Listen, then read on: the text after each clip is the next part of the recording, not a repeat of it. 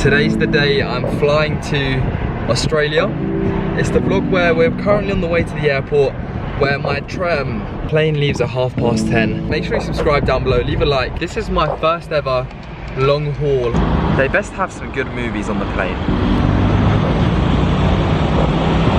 Keep right. Navigate off-road. Right, come with me, I'm gonna go get a trolley. So, how am I feeling? To be honest, I mean, it's like another day in the office for me. Yeah, let's grab one of these. So,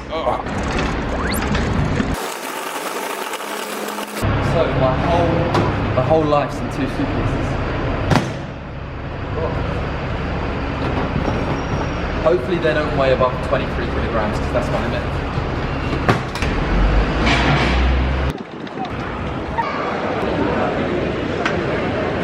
I've got 4 hours before I need to check in, so I'm gonna have some food as a going away meal with my mum and dad.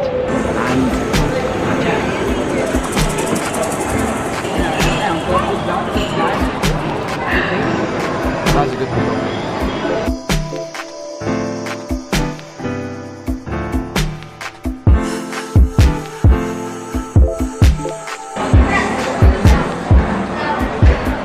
So we're just at my last meal in the UK now. We're in the queue for the first flight to Guangzhou. Flight number 1.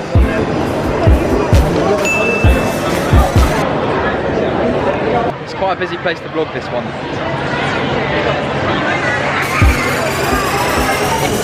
Snickers bar, Mum.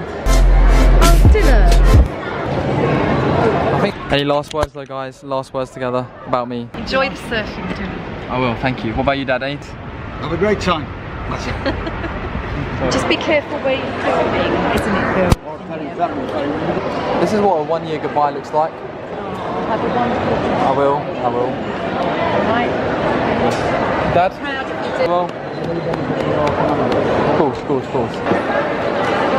So I'm out of the queue for security. Basically, you're not allowed to film in security, so they came and deleted my footage. I forgot you're not allowed to do that, but right now, I've left my parents. I'm just about to go and grab some food and then board the plane, the 11-hour flight to China. So I've got 1 hour before the gate is shown.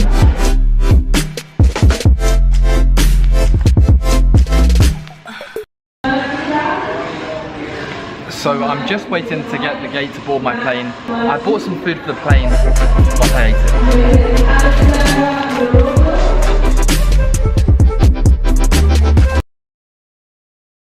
That plane is huge. I think if my flight was a single flight, I'd have a big flight like that Etihad one. I just bumped into some Jokes boys who are starting up Vida clothing, so keep an eye out for that in the future. Apparently they know loads of people. They said Drake's gonna wear their clothes. So I'm boarding the plane now. My friends that I made when I was waiting, who are very drunk, said that I can sit with them and get very bevved, but I'm feeling just a nice sleep on this plane, I think. Unless they somehow convince me to come and sit near them again.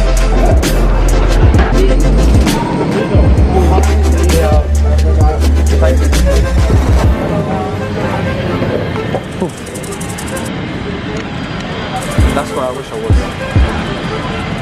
It's constant. Nice movies to watch, hopefully. Hopefully I see them guys again, they were fun. Get given a blanket. I've got a nice TV, nice window seat, reclining.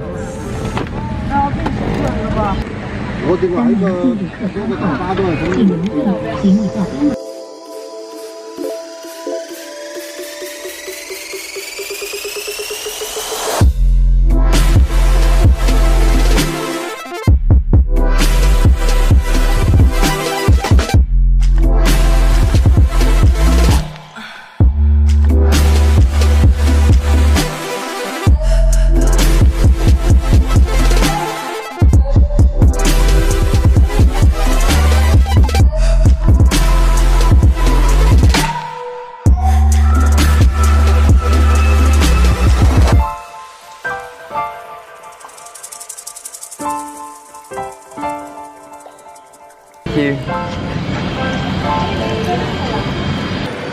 Thank you.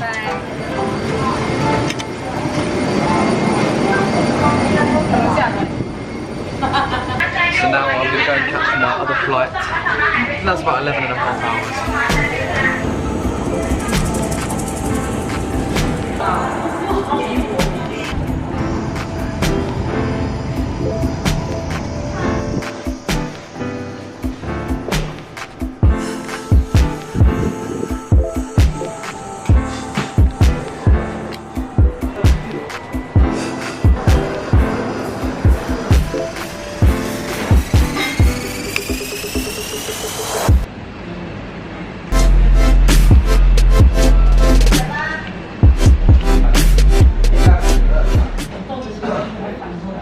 So it's like 6:30 in China now.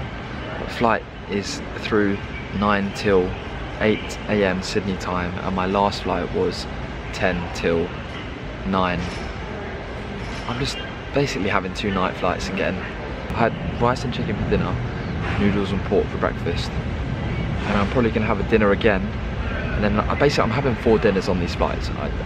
So we're currently waiting to board the flight. I'm in the terminal where it's gonna take off. And yeah, 2 days later, because I left Monday 10:30 PM in London, I arrive 8:30 AM in Sydney on Wednesday. It's still currently Tuesday here. I don't even know, I'm so tired. My ears have popped, but literally I can't hear a thing that's going on because my ears have popped. Hello.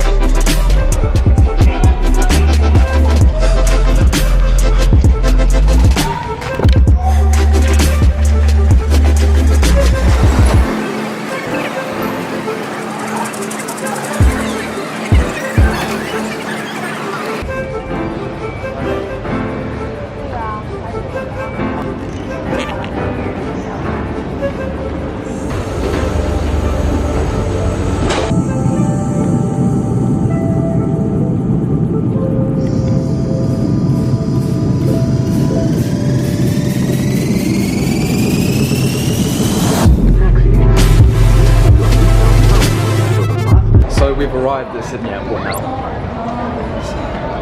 The plan is to find a taxi and ask if they know where St Paul's is and just pretty much go there.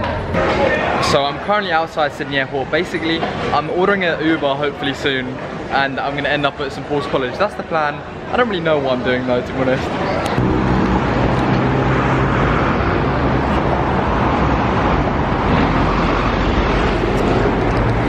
Make sure you like, subscribe down below. I'm ending today's vlog here. I've arrived at the University of Sydney. Right guys, welcome back to another video on my channel. Now today we've got the campus tour because, as you know, I've moved to Sydney now for the year. I'm studying at the University of Sydney, and the place I'm staying is known to be a bit like Hogwarts. So this right here is like our college playing field where we pretty much play football, rugby, whatever. Chris, if you had to describe our college, what do you say it's like? It's like Hogwarts. Literally. Why them? I was always scared of that.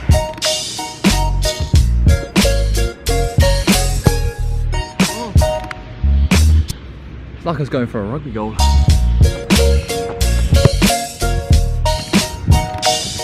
So Jackson, where are you from? You're from? I'm from Indiana, raised on a farm. And he's quite good at football apparently. Oh, just killer. If you had to say what this college looks like. It's Hogwarts. Now's your time, Jonah. Introduce yourself. My name's Jonah, from the States. From the States? Frat boy? Just wrecked everyone in soccer. A lot easier than I expected. To be fair, it's been a while since I played. Making excuses now. Yeah. Over here's the original building of the St. Paul's College. Very good, very good.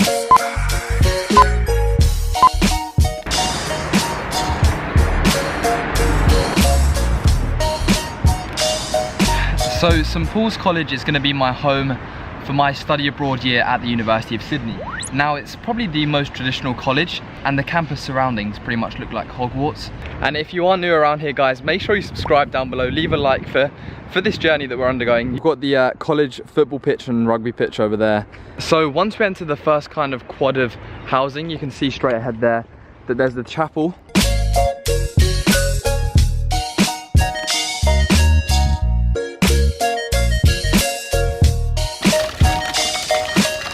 So in the first quad of this college, you can see right behind me is the chapel, which you can kind of have worship in and stuff like that. And here is the fresher accommodation block, which I've not yet moved into this block, but we will be moving in very soon.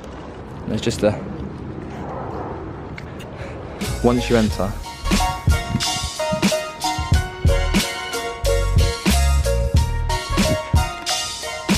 it's definitely university halls accommodation vibes like in the UK for sure. So one thing to know about this college is that every accommodation block has like a slightly different name, like there's Gandhi, there's a few others, and each one has slightly different rooms. So the one at the back is where the freshers go, that's the one that I just showed you that looks very much like kind of UK uni halls.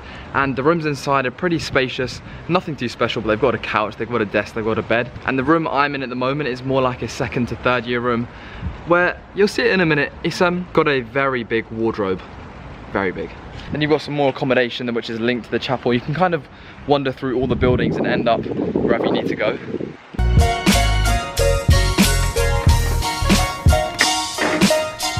So right here is one of many study rooms, because part of this deal with the college is they're very focused on academia, and I actually have tutorials with former students who've studied my modules from the college, and it basically occurs in rooms like this. Through this door is the college gym. We also have access to like other gyms.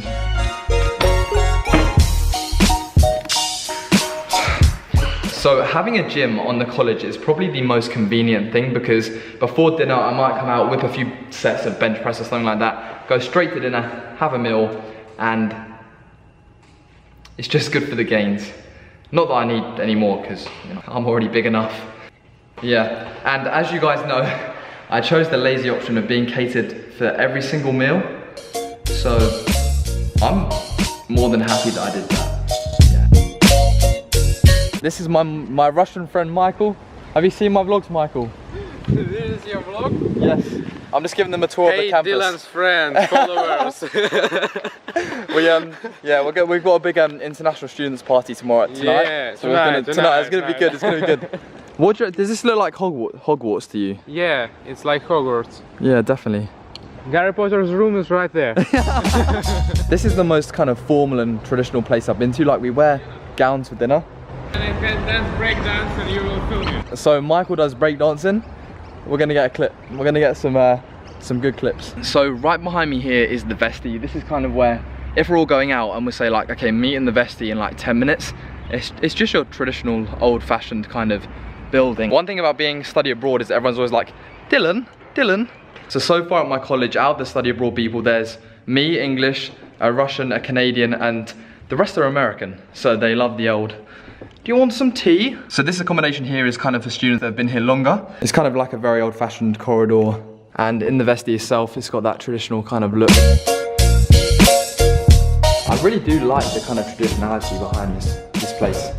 So it's a nice change from just the bog standard kind of comfort, kind of normal room that I'm used to. Through there is the other quad with accommodation and other buildings, and the dining hall. So this is the second quad, and you can tell kind of where Hogwarts comes from. So this is the dining hall where we have our food and everything like that. And at the moment there's like a play going on, so hence the decorations on the stage and stuff. So yeah, it's a proper traditional room, and there's a grand piano.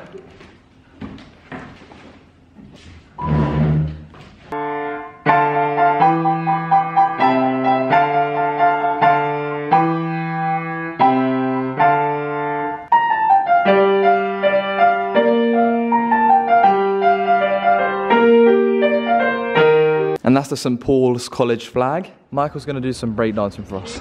Whole session. Oh, let's... Ah, yes. Ooh. I'll see you in the gym in a bit. Now, everything you see here is not the kind of the main university stuff, it's just our college stuff. So this is the library. Yeah, let's head into the library. Now, this is going to be such a useful space for me because I just can't work in my room. So having a 24/7 library like a few minutes away, perfect. And actual work and lectures start on Monday, and I'm not looking forward to it. And this is the top floor of the library. They have like their own separate like law section, so everything in this section here is dedicated to law, I think. You can just tell by all of the books. The motto of St. Paul's College engraved on them, which is Deo Patria Re Tibi. I said that in a who knows what accent. So yeah, this is the college in 1983. So the reason why, I think the boys in here are called Paulines, as you can see by the title of this book. So currently, the reason why there's not many people around on this tour is because there's only exchange and international students here. In about 5 days, all the people who have been at this college before return. It will be a lot busier around then. So now we're going to move on to the bit that you've probably been waiting for, the room tour of my room. Remember, this room is only temporary because, as I was saying, we get moved from this nicer building to a not as nicer building, so yeah.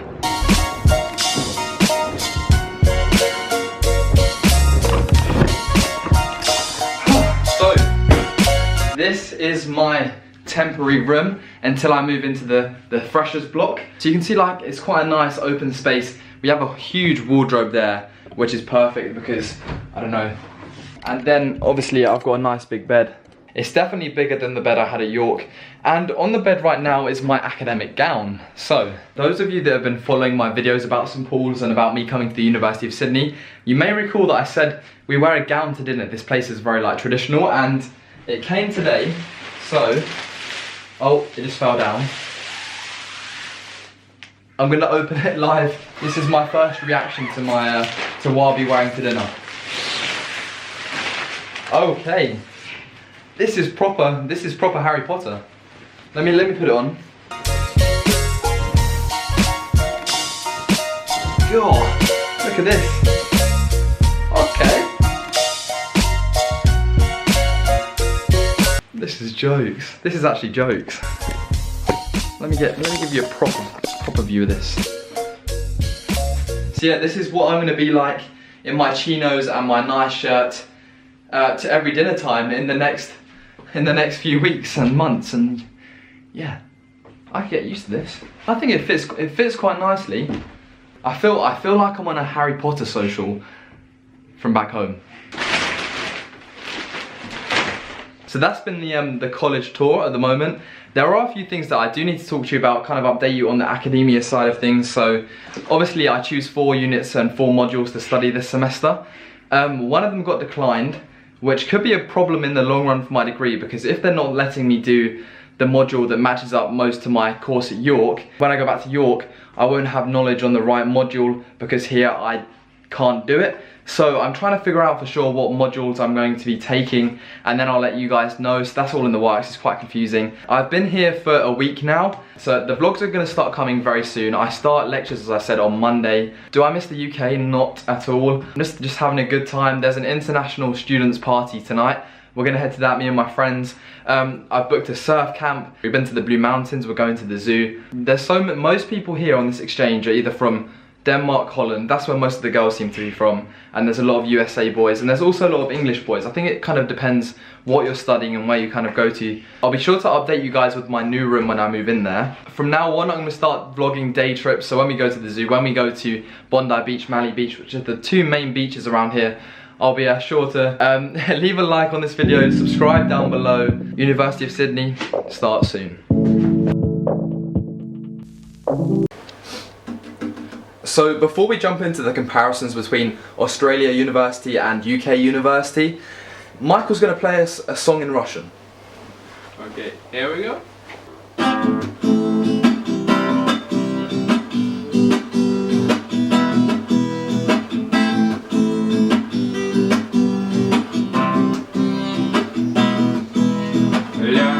Отдохни и послушай, что я скажу. Я терпел, но сегодня я... So after probably the most interesting video intro we've had in a long time, it's time to look at the University of Sydney and the University of York in the UK and compare kind of my first impressions between them both, because a lot of you guys requested that in my last video, the Hogwarts tour. If you haven't seen that, make sure you go and check that out. Now, for those of you that are new to my channel, I'm studying abroad at the University of Sydney for 1 year. I used to study at the University of York in the UK, and I'm studying Economics and Finance, which is good. So I recently moved rooms, and my new room, you can kind of see behind me, but I'm doing a full room tour very soon. But check this out. You can see that I actually do have a balcony, and the best part is that the balcony overlooks the city. So yeah, that was a little sneak peek of the room tour that's going to be coming sometime throughout this week. But let's move on to 100 comparisons between university in Australia versus university in the UK. So, lectures. How are lectures here? I mean, to be honest, they are probably pretty much the same, especially in economics, as back home. I mean, some lectures I've had, I literally can't hear the professor because their mics are, I don't know, turned down too low. They never seem to learn from that. It must be an international problem. I had this one lecturer that just kind of talked for an hour about how he got the job and about some random stuff, and then in the break he just played some Chinese anime and songs. And overall, the system between the UK and Australia is very similar. I mean, you sit in the lecture hall, it's quite big, no one really asks too many questions. You kind of leave a space between the person next to you, like you don't want to sit next to people. We still have like lectures, tutorials, and you still have to answer questions for the tutorials. And often the questions, especially in my last lecture, like I got set questions that he did not cover in the lecture, so I'm just there like, well, this is good. The class size is pretty similar, and they still have literally like exactly the same format. Like there's a replay capture so you can rewatch your lectures, there's discussion board where you can ask questions. Microeconomics is still impossible. My contact hours this year, they're very similar to what they were going to be in year 2 at University of York. I think I have about 16, 17 hours. So there's a lot more freedom in regards to like choosing modules. So this term I'm taking intermediate microeconomics and intermediate macroeconomics, and I won't have to take them next semester, whereas back home it's kind of like spread out over the course of the whole year. So it's going to be interesting to see what I take next semester. Moving on to nightlife. Once again, nightlife is very similar. Australia and UK are very similar. However, one thing about Australian nightlife is that all the clubs seem to be called hotels, and there's this one club that is pretty cool because it has a pool at the very top of the club, so people get drunk, strip down to their underwear and jump in the pool and just swim around for a bit. Obviously in the UK, Wednesdays are the main going out night. It seems like for this college and this university, potentially the same if you're in a college, because Wednesday night our bar is open, our college bar, and everyone kind of seems to go there. For the University of UK goers, a VK here is probably like, I'd probably say about £4 or £5, like. Also, Wednesdays we don't have off to go and do sport and then go out in the evening. It's just like a normal university day. Whereas in the UK, you kind of have that evening off to go and play sport and then go on out in the evening with your sports team. Here it's just a normal day. And I always still get asked,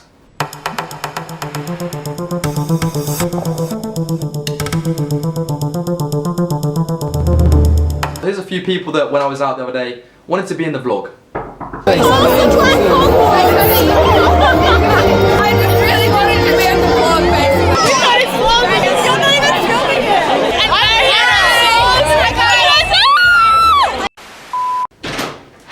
And Yo. Started at 12. Oh no, I don't want to be here. Okay, so basically I've got some wine cellar event coming up in like 10 minutes, so I'm going to quickly get through the rest of these comparisons and then head out to a wine cellar lunch where there's unlimited wine and non-alcoholic drinks. So moving on to college life here is a lot different. It's not, obviously it's doubly expensive, but there's so many more formal events like the wine cellar tonight, we've had plays, Victoriana. It's just so much, it's more of a community and there's a lot more formal events. And I'm always wearing chinos and like, you know, that kind of formal boat kind of. I'm not going to say too much on college life at the moment because you'll find out more in my vlogs that are upcoming about how college life is so different. That'll probably be the main part of the vlogs. The campus itself is pretty much the same. It's a city campus, so University of Leeds type campus. There's a lot more shops and like stuff like Subways inside the university faculties. In the UK, there's not really too much of that, especially at University of York. I think there's like one square where there's shops. And after a night out, everyone still goes McDonald's. And the big difference is McDonald's here has all-day breakfast and like some other random stuff on the menu, which is a lot nicer than back at home. It's just an international thing where after a night out, you just always end up at McDonald's. Definitely is. But that's going to be today's video because I need to go to this wine cellar lunch. Do my accountancy course. One more? He lives next to Papa John's Pizza. All good. Chris, what do you want to say?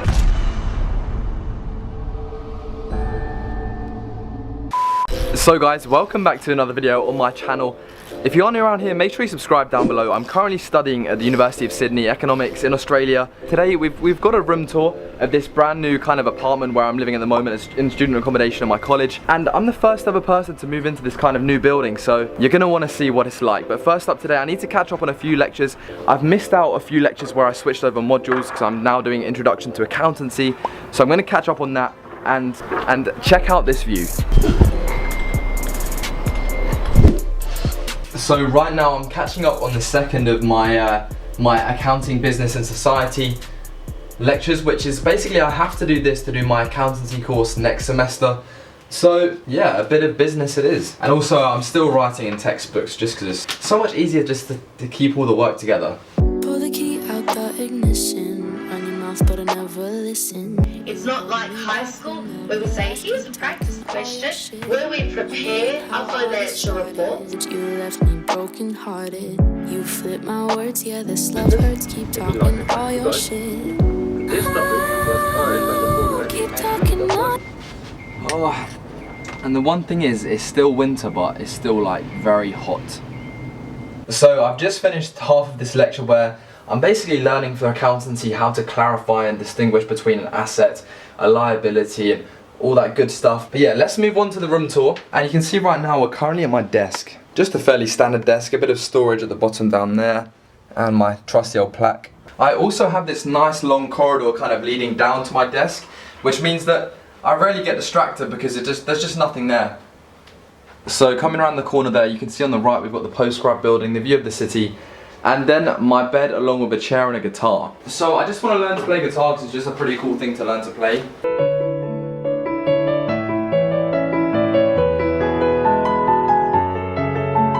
So that's a work in progress, definitely. You can see I've also got my to-do list board because having a to-do list board is just, I'd recommend it definitely. And here, the TV of dreams, like a 40-inch TV in my room. Very, very dangerous if I just get distracted watching TV and watching Netflix on this. So far I haven't really used it that much. I've also got some aircon because it just gets super hot during the summer, obviously, because I'm in Australia. And then we've got a mini kitchen. So we've got a sink, which is probably the most useful thing. We've got the St. Paul's calendar, and apparently this formal down here is pretty insane. So some food. I've got a fridge down here. And then I've got a microwave in this one here. This is more like a one-person apartment type thing. Clothes. You can see, like, I never really used to wear that many shirts or stuff like that, but since I've got here, I've got a shirt, blazer, gown, blazer. You know the deal, like, smart attire a lot more.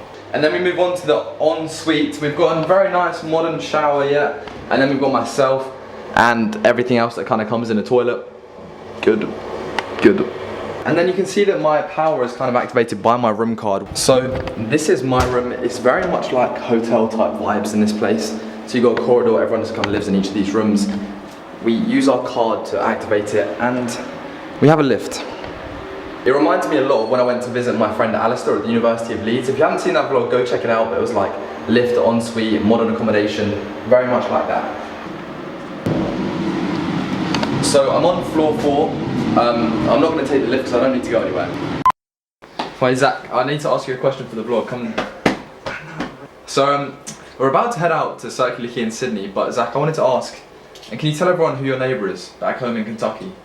Papa John. He lives next to Papa John's Pizza. You know that guy? And what's it like? He just flies his helicopter around. Yes, he has a private helicopter that he flies every morning. What's it like being able to drink here openly at the bars? And I guess it's a little weird, but you know, it's nice.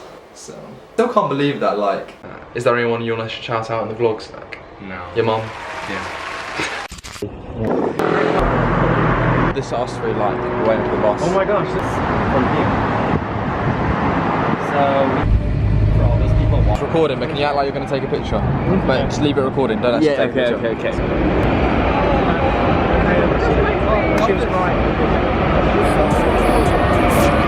Alright, smile! Oh, it looks good! One more? Alright. There we go. Smile! Yeah, those look good. I love it. Oh, me too? Alright. Okay, ready? Say cheese. That's nice. There you go. Whoa! Thank you. Thank you. Thank you very much. $2 well spent. Want to introduce the bridge, Chris? What's that? The Sydney Harbour Bridge. It's pretty touristy. Yeah. There's the infamous Sydney Opera House. Where are we heading to? The Rocks. Andrew, get it. Sure. I know. So where are we going? The Rocks. Into the Rocks, yeah. Got some Australian-made products. Hey Zach, what are you doing? What, this? The Rocks? Alright, so we're walking through some market. Andrew wanted to be in the vlog. There we go. All good. Chris, what do you want to say? Market's pretty lit. Yeah, pretty lit, pretty lit.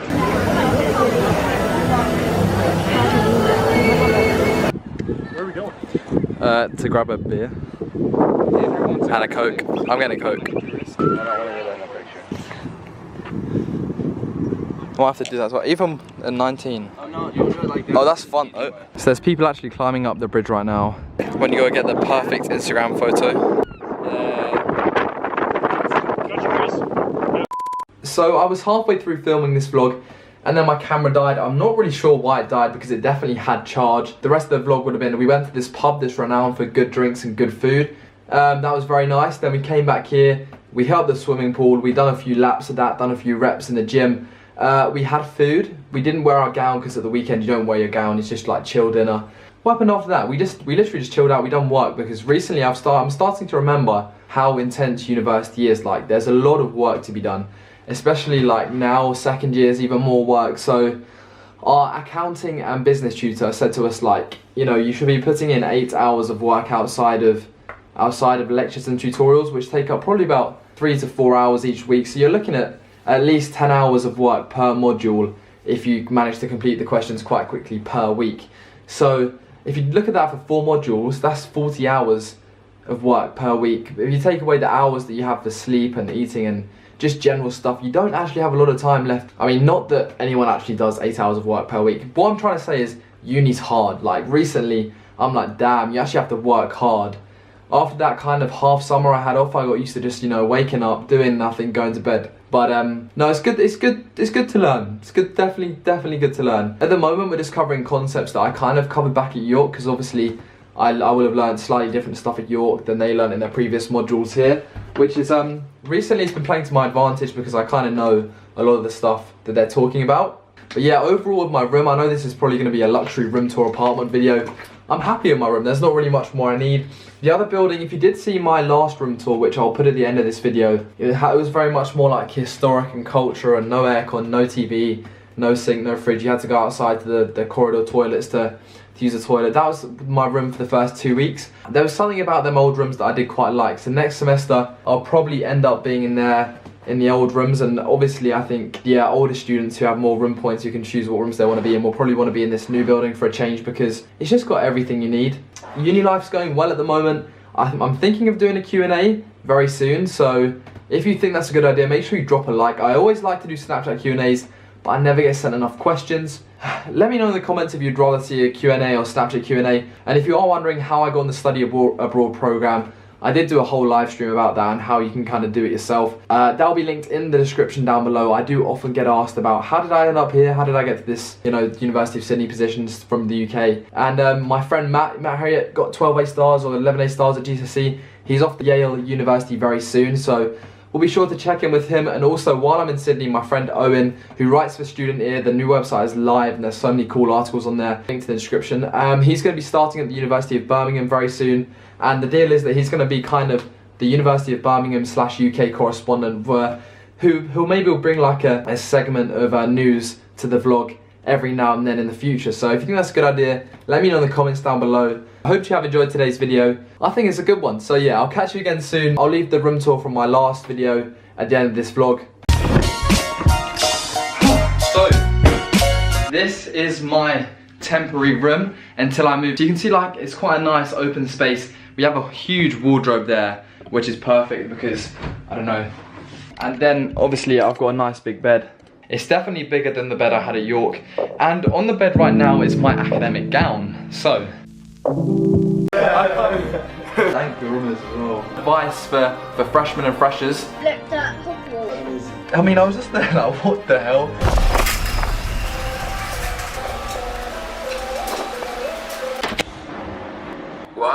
What room number are you again? I went to 1111 by accident. What doing? We went and got a snack pack. It was good, yeah, but I don't know. I was expecting a bit more. I just can't go over how dank your room is as well. So Yeah. Did you like my new chair? This is, I literally sat in this chair. It's so comfortable. Comfy. Just to know, can we just appreciate how much nicer your room is, Jackson, than mine? That's so crazy. What are you trying to do, man? It looks so weird on the camera. It looks like there's. What are you trying to hide, man? Yeah. Everything. What are you trying to hide, Trying to Jackson? hide everything. It's Adidas. No, it's Adidas, not Adidas. Oh. What you did there. What did you enjoy most about your experience? Any advice for people visiting? Hi, Dylan. So I have a couple of questions for you today about yourself and your trip through the Blue Mountains. Where are you from exactly? So I'm from England. Lived in southeast London most of my life. I moved to the University of York up north. What are you doing here in Australia? It's like the escape. I don't know. And what are you doing here in Australia? I came here to find myself, really. A lot at home, man.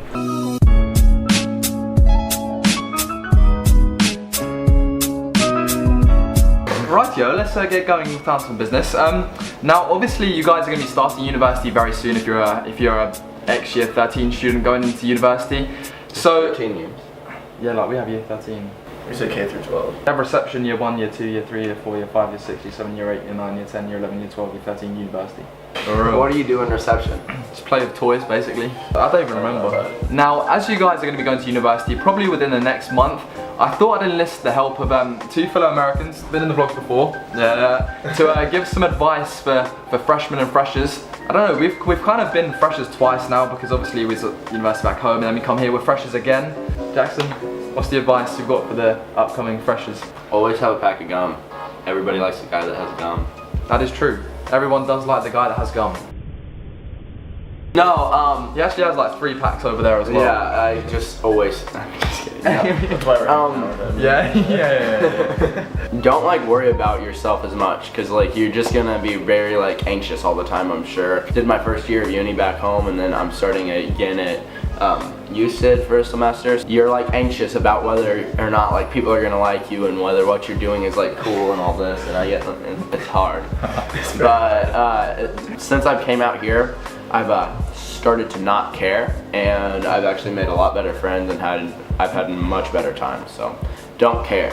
Don't care. The less you care, easier life is. Yeah, no, to be honest, it is true advice. I was just going to say something not as deep as that and say like, be prepared for like freshers flu, bring some like tablets to help get over the colds and the coughs that go around. Vitamins, take vitamins. For real. Vitamin C, yeah, Save vitamin for getting C. sick in the first place. Yeah, literally. What about you? Any advice, Jonah? Oh yeah, I got some great advice for you guys. No, he doesn't. After this commercial break. So the advice I was going to tell you is enjoy the nights out. They're really fun. But also, enjoy the days. If you have a weekend where you're not doing anything, go explore, go do stuff. Because honestly, the best times I've had on exchange so far is not going out the same way I have before. It's been like going hiking, going exploring mountains, and going different places I haven't gone before. So your advice is to enjoy the nights and enjoy the days. So essentially, just enjoy yourself. But like people think it's all about like going to a party or something. It's like that's how you have fun in college. But it's also like very fun just like make some friends on a hike and like stuff like that too. I saw a few pictures now of like Blue Mountains, and it sounds like it would be boring, and if I heard someone tell me to go on like hikes and stuff, I'd be like, that's boring, but it's actually good. A dance club or a rave or whatever you want to call it. It's not exactly the best place to, you know, bond with people. And so like the hikes and things like that, that's when you actually like become genuine friends with people. And then you go to the rave. And then you go to the clubs and you bond get even more. Friends, we could just add Nick. We could have him read down courtesy. Wait, what's a courtesy card? But that's even if that. Then we can race. If we even like pick this place, honestly. So this is actual place. Okay, so we literally just finished up buying flights for our mid-semester break, where we're gonna go up to Cairns in Australia. Today's been a long day. I've done some work this morning. I was doing some accountancy work. I was doing is so long, and the worst thing about it is at the end I added up my credits and debits and they're meant to equal each other. They did not equal each other, so I'm just gonna hand it in wrong. In the vlogs, I might start introducing like clip of the day, where if you have anything funny from a lecture or whatever, you can send it in to me. If it's appropriate, I'll put it in the vlog. But the other day I was in class and I just saw this guy, and he'd obviously forgotten like paper and whatever. He was writing his lecture notes on a tissue. I mean, I was just there like, what the hell? And also recently I copped some Air Force all white and some new running spikes and some Ultra Boost as well. What do you want to say? I don't know. I watched one of your videos and you said it looked at Hogwarts from Harry Potter. Yes, I did say that.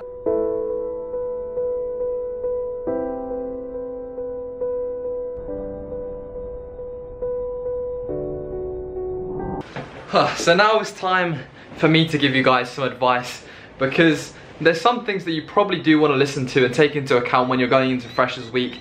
And Freshers Week to this day is still one of the best weeks of my life. So the advice I'm going to offer you is quite a few things. It's more like in Freshers Week and then throughout the whole university kind of period, is that friends firstly take time to come. Like, you won't meet your best friends forever and ever at the start in Freshers Week. You might do, but it's very unlikely. Like, friendships normally take a while to form, and you won't find your group of friends for a while, I don't think. Like, my group of friends, it took about 3 months to find, and then we had like a seriously big group of boys, and they're like, you know, it takes time is what I'm trying to say. Don't panic if you don't end up with the right friend straight away, or if one day you feel like, oh, I haven't found anyone I've connected with. University is the time when you find your lifelong friends. So one thing that I would recommend when you're going into your first year of university, especially when you're a fresher, just say yes. What I mean is, the first month of university, there's going to be minimal work. It's going to be when you have the best time at university, because there's no responsibilities. You literally just get up, do something, go out, get up, do something, go out, no work. And like, saying yes to like doing stuff, you make friends, you meet people, you just have a good time. And there was times when like you're tired and you've just been out and you don't want to kind of get up and do the day activity, but honestly, get up and do it. Like, just another thing is that just kind of talk to anybody, because nobody knows anybody. You know, like, everyone's in the same boat. Everyone's thinking like, oh, I hope someone comes and talks to me. And if you're that person that goes up and talks to people, like, it's just good. You're just gonna make friends. So definitely be approachable. Like, maybe offer a smile when you walk past someone, even if you have no clue who they are. Don't worry if you don't find a group of friends straight away. Make sure you're smiling, approachable. Say yes to just all the events that are going on, and just enjoy the first month. Don't worry about work. Like, after the first month, yeah, start worrying. Especially dependent on your course. If your exams are all at the end of the year or at the end of November, December, just do not worry at all for the first month. Like here, where I have mid-semester exams coming up very soon. I've only been here for a month and I already have exams that 30% of my grade and stuff. I realized you actually have to work now rather than just cram at the end. So, and also I'll be getting a light very soon for this room, because at the moment there's no real good lighting in here, so I need to order one. In terms of university news, I'm just going through each day, going through the lectures, going through the seminars, going through tutorials, getting stuck. It's just the same as it was before. Got a few day trips planned. Also, a big shout out to Cam Films, who made my new channel art, which is pretty cool. It's a neon banner. She makes funny videos. She'll be in the description down below. And I hope you have a good day. Let me know what universities you're going to and when you start university. I think it roughly works out that everyone starts between now and the next month and a half. So here's to another year of hard work, dedication. Double XL. Oh, yeah, that's good. What do you have to say about the University of Sydney? You know what, yeah. Maybe this would be sick at night. So guys, welcome back to another video on my channel. Today we're heading out to one of the markets in Sydney. So it's like this big open air market, like lots of stalls kind of crammed together, just teeming with like all these designer brands and stuff. Yeah, like Off-White, Gucci, and Supreme. Rumor has it this is where a lot of international students kind of get their designer stuff. So I'm sure you see them if you go to university. The international students are always flexing in Off-White, especially. Since we're international students, we're like, yeah, we can go check it out now and see if we can cop some bits. And we've also got our mid-sems coming up next week, so yeah, it's kind of weird because do you have mid-sems back home? Or yeah, we did. Oh, you do. Yeah. Well, obviously we're in the UK. We don't have mid-semester exams, so we're used to just cramming at the very end. But here, like, you have to work hard throughout the year, so I don't know. And it's weird now that it actually counts towards my final degree grade. Also, guys, I'm going to be doing a Q&A very soon, so if you have any questions, leave them in the comments down below.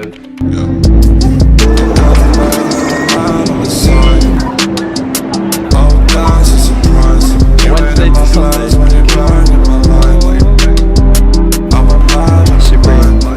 So right now we're just chilling in the market. I'm looking at a few Supreme hoodies, all legit. They told us.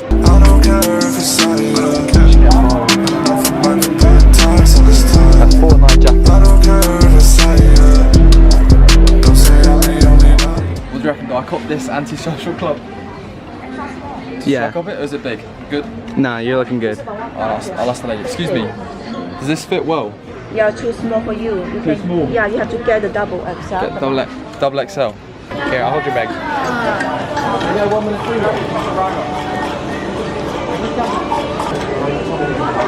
Is it good?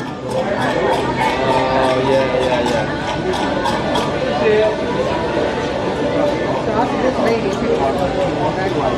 Does he have a lot of tension and stress? Oh yeah, that's good. But I'm very tight.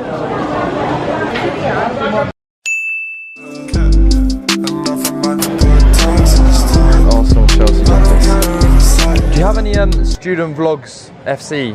No. So I'm watching this back in the edit and I genuinely think that is the poorest banter I've ever heard in my life.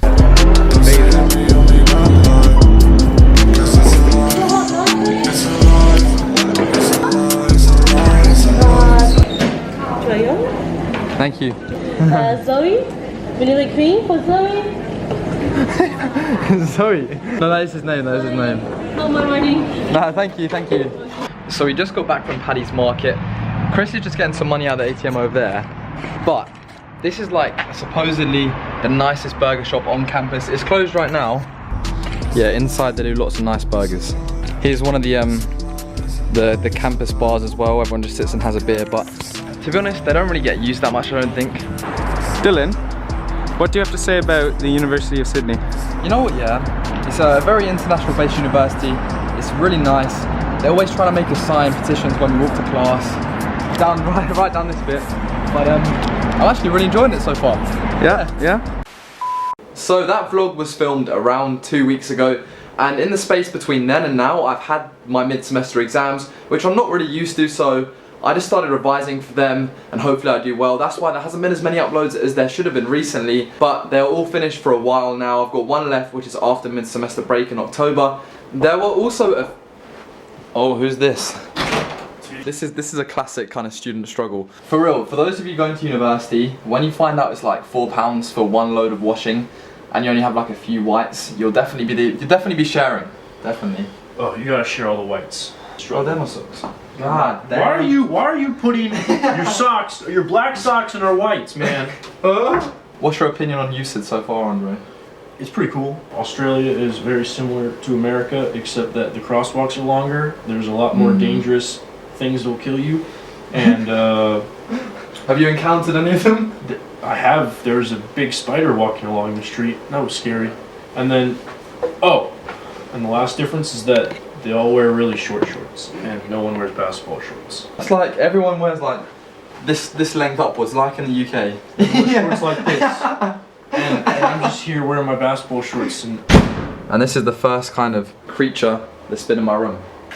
But yeah, as I was saying, I wanted to just quickly update you guys on what's going on, what's been happening, and where we're going to be going. So as I was just saying, I have my mid-semester exams recently. They count towards like 30% of the module grade. Yeah, they went alright. I'll be sure to update you on the results when I actually get them. As you guys know, I'm taking intermediate macro economics, microeconomics, business and accounting, econometrics as my 4 modules for the first semester. Results coming very soon. After that, it's mid-semester break and I have one more exam after mid-semester break. But during mid-semester break, me and my friends, we're gonna go to Cairns, which is kind of the Great Barrier Reef area, and we've got quite a few activities lined up. That should be a funny time, a bit of a road trip. So we're probably all gonna split the driving, and apparently my job is to make sure that Andre, who was just in here, doesn't drive on the wrong side of the road because he's not used to driving on this side of the road because he's American. Should be interesting.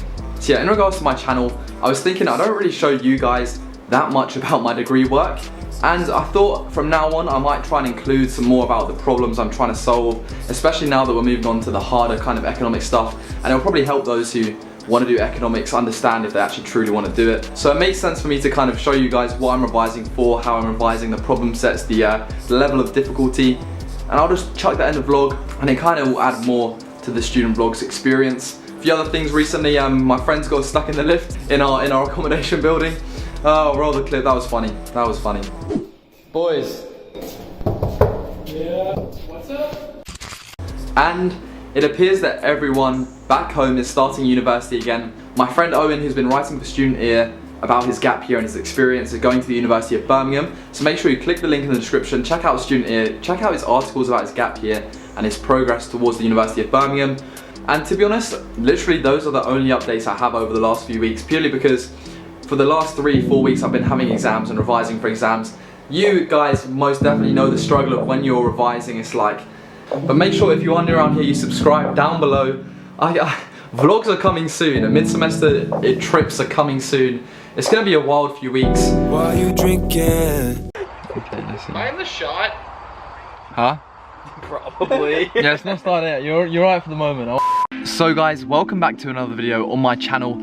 Today we're going to be looking at studying a year abroad, expectations versus reality. Quick plug for my next video coming very soon. It's a day in the life of an exchange student. So if you do enjoy this video, you'll definitely enjoy the vlog coming out probably sometime next week. So I've arrived at my accounting lecture. I'm about to walk in 5 minutes late, straight down there. Just before we jump into the expectations versus reality, today's video is sponsored by School Apply, who essentially help people study abroad at their chosen university. You're right for the moment, I want to on so many YouTube video on top of a game box. And she was naked in the bathroom. Oh my god.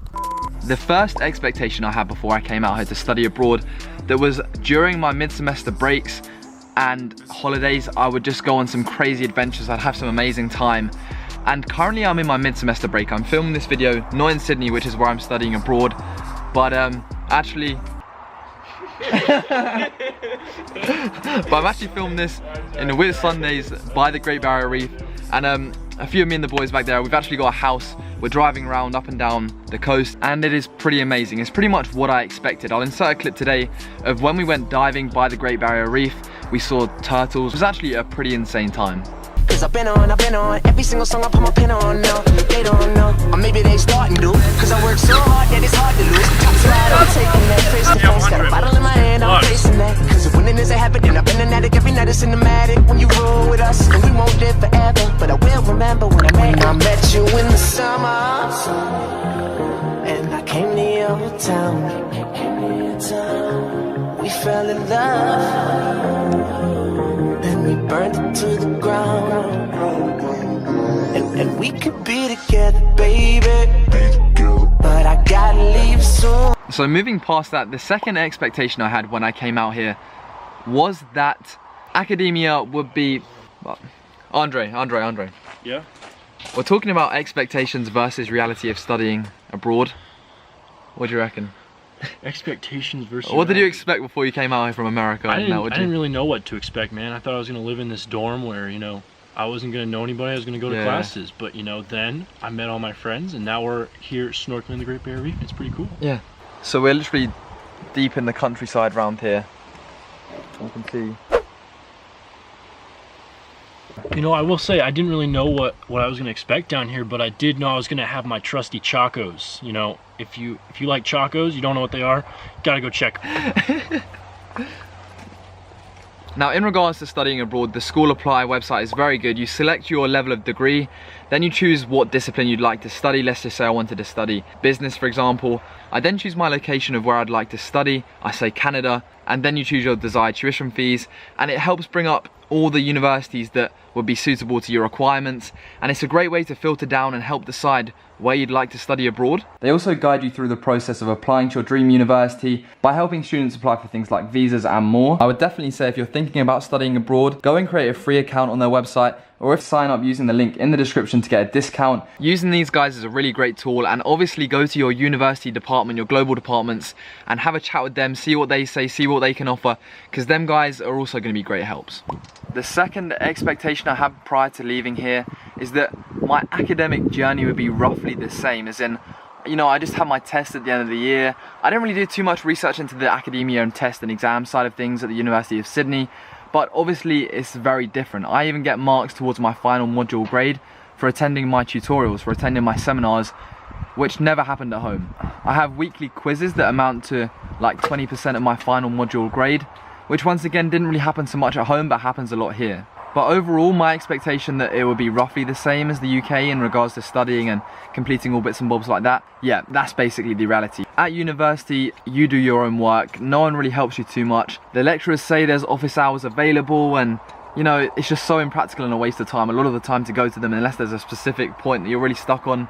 I occasionally go to office hours, but to be honest, no one really does, do they? Do you go to office hours with your lecturers, Andre? Nope. Also, with the academia side, my expectations were everything would be roughly the same, but quantity and length-wise of lectures, 3 of my lectures are 2 hours, one's 1.5 hours. At home, there was normally about 1 hour, and I'd have that twice throughout the week, but here it's like 1 2-hour lecture. And back in the UK, at the University of York, I only had 1 seminar every 2 weeks. Here I have a seminar every week, or tutorial, same thing, which means a lot more work, quite frankly, yeah. Have you ever tried to do this before?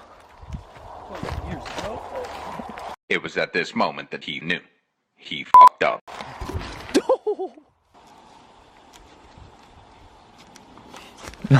Go ahead, Andre, you hold this while I try.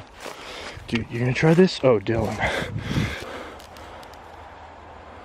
Oh, Jesus. Oh, that's surprisingly harder than I thought. Is this what it actually is? Also, one expectation I had was that slack lines wouldn't be popular in Sydney, but these things in the parks, they're everywhere. They're everywhere. You guys don't have these in Great Britain? There's probably a good chance that there's a snake in somewhere in the grass around here, but another expectation of studying abroad was that it would just kind of like be fairly easy to kind of integrate yourself within the university. And obviously I joined in semester 2, which is halfway through the year, and it's not necessarily harder than I thought. It just takes a little bit more time in reality to kind of get to know everyone, to get to know your surroundings again, and for that to kind of feel comfortable. I'm studying abroad in my 2nd year of university, so it was kind of like I just made my group of friends and I just got to know everywhere, and then I left and had to do the same thing over again. So, you know, expectations versus reality of studying abroad, Nick. This is reality, baby. This is reality. And this was expectations. Dude, there's so much work to do. I just want to eat all these muffins and look at my Instagram. Like, any expectations versus reality, Kai? I was expecting to meet more, I guess, maybe some of the, and travel more with like local people. Dude, I mean, even a lot of people we met from like Europe or Denmark or yeah, Ukraine, they all kind of seem to, you know, congregate their own groups.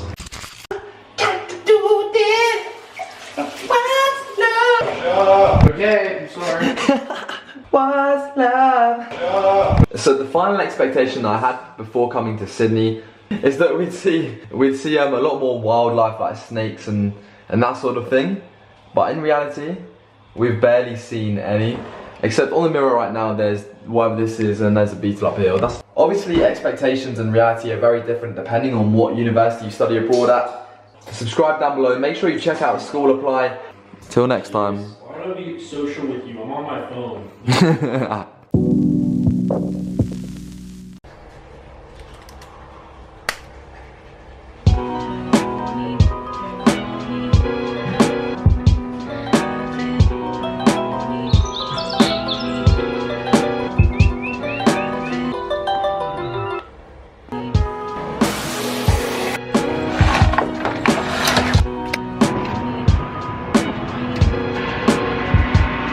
Today is around 27 degrees here in Australia. It's currently 8:44. I have a lecture at 9. I'm about to go get some breakfast.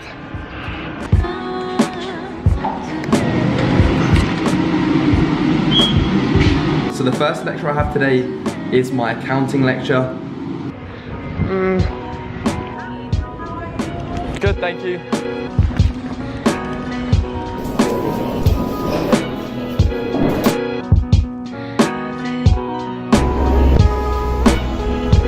So I've arrived at my accounting lecture. I'm about to walk in 5 minutes late, straight down there.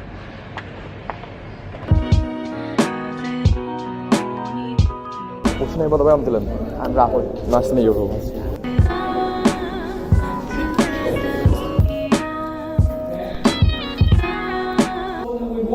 doing in Buzz 1030, small organizations like the big box company we use in tutorials, what happens in your equity section each month? So lecture 1 of the day is just finished. A fairly average accounting lecture. I'm finally awake, and we learnt about the cash flow and the layout of that. Right now we're about to go head to the tennis to support my college because they're playing in the final of the intercollegiate tennis games. Oh, what a shot. Oh.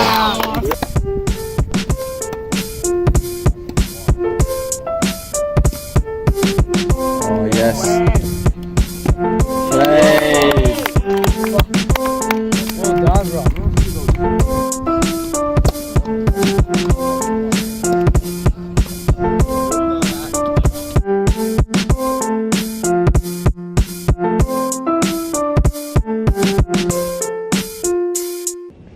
And the optimum condition, optimizing course, is where TRS, technical rate of substitution, is the ratio of marginal products of X1 and X2 of production constant.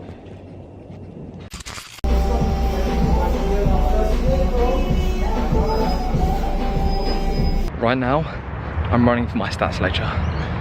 I literally just got a trim, you see?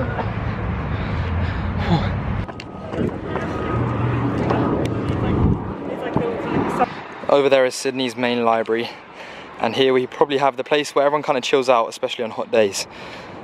So this part of the university is kind of called the quadrangle, and as you can see, it's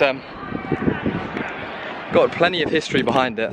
And today in this lecture, apparently I have a new stats professor, because here at USYD, every 6 weeks and every few topics we seem to switch up professors. This is my least favourite module. So I'm literally in there.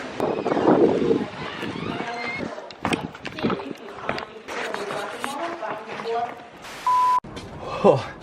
So guys, literally the second half of my day today got super hectic. Now, as you saw, I initially had my business lecture at the start of the day, then pretty much after that came back to watch some tennis, and that took up a lot of time. I was meant to do some work for my microeconomics tutorial in the space when I was watching tennis, but I didn't, and having not done the work, which was probably one of the worst ideas possible, it was like pages and pages of differentiation. Actually, to be fair, by the end I did kind of get it.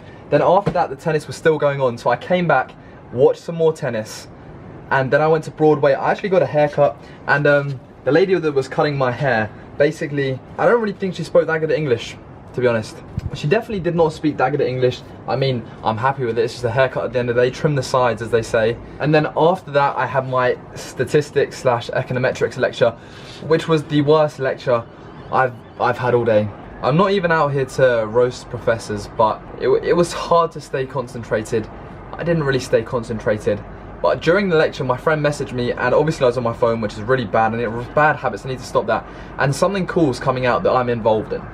So about 3 months ago, before I came out here to Australia, as you guys know or may not know, I'm signed with a modelling agency in London. I mean, I'm not model material properly, but I do occasionally get the odd request to do an editorial. I've done the editorial. If you follow my Instagram, you'll have seen one of the posts on there. And as they do, basically what happens with the editorial, and they get sent off to magazines, and if the magazine wants to publish them online digitally or in the actual magazine, then they accept it, and obviously there's loads of submissions.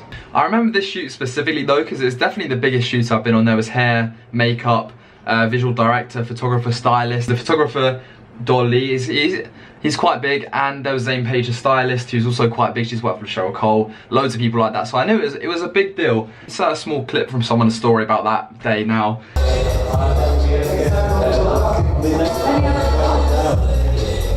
The official preview, Climb Magazine 19, and we scroll down. Once you eventually scroll down, look, it's your boy. So there's me on the left, Danny in the middle, and Ollie on the right.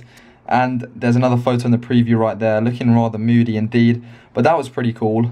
I've been in online magazines before, in Calc Block magazine and stuff like that, but if this actually makes it to print, which potentially it might do, that would be pretty cool. Something to tick off the bucket list that I've done with my life. and I paid zero attention for the rest of that lecture. So very soon I'm going to be bringing out a video about how students can make money. So make sure you're subscribed for that. And right now I'm about to head to my formal dinner in this gown. You guys that follow my Instagram will know about this gown. For those of you that don't, we wear a gown to dinner. It's a very formal traditional college that I'm staying at. A few moments later. Yeah, I'm wearing a headband in white because tonight's the last night out at the college bar of this kind of half semester, because next week is mid-sem break, plenty of vlogs coming then. And the theme is tennis or Wimbledon. So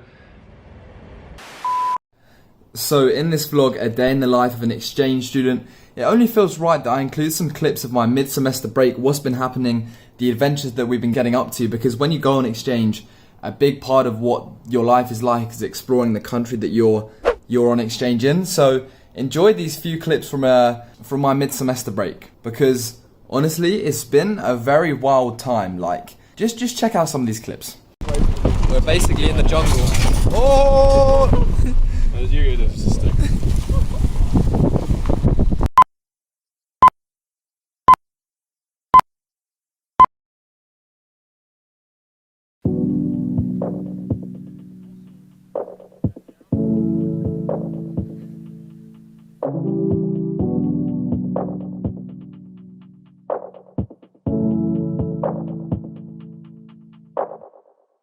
While you drinking, fade away. All my friends, they fade away.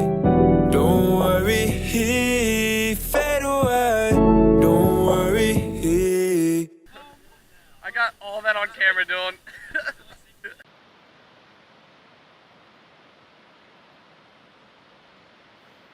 Fade away.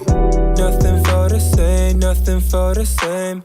All up in my head, that's how I behave. Passing up the same way. Alright, student vlogs. Bruce made it back. That was terrifying. It's cold. There's crocodiles in there. 100% crocodiles. Bunch of white boys swimming where we shouldn't be. Look at that view, though. Alright, Nick out. Picking up the same. All up in my head, that's just how I behave. How I behave.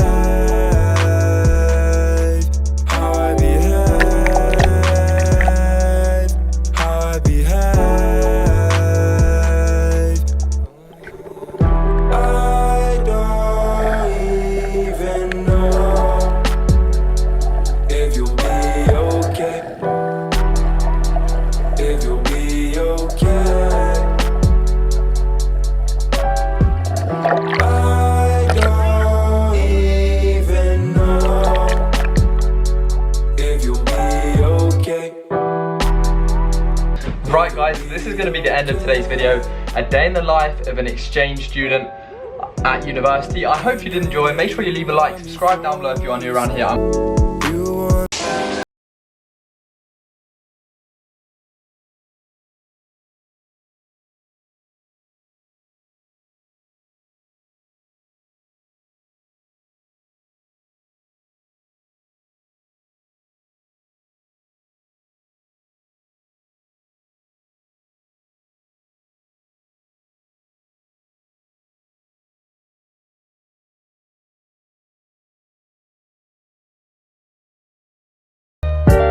What clothes would look best for pictures in sand dunes is the question that I'm trying to answer right now.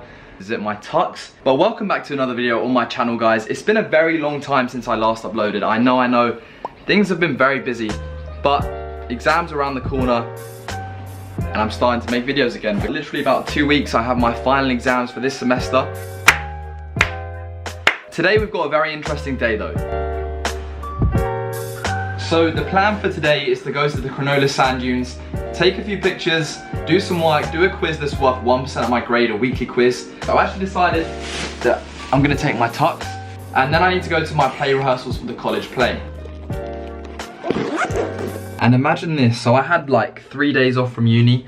Thursday I had off, I had 1 hour of work. Friday I had completely off because I organised my timetable so that I have nothing on Thursday and Friday except that 1 hour. Saturday I had off.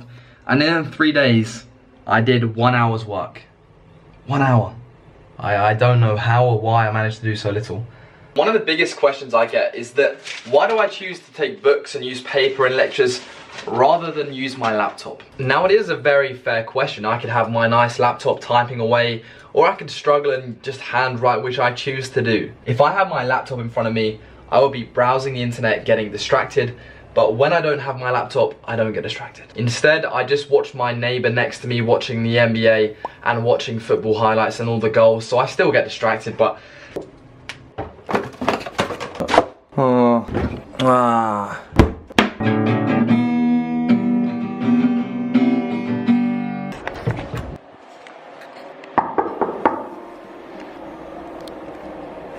darkness, my old friend. The lack of sun is slightly concerning today.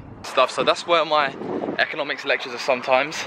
Like fuzz. Yeah, no, yeah.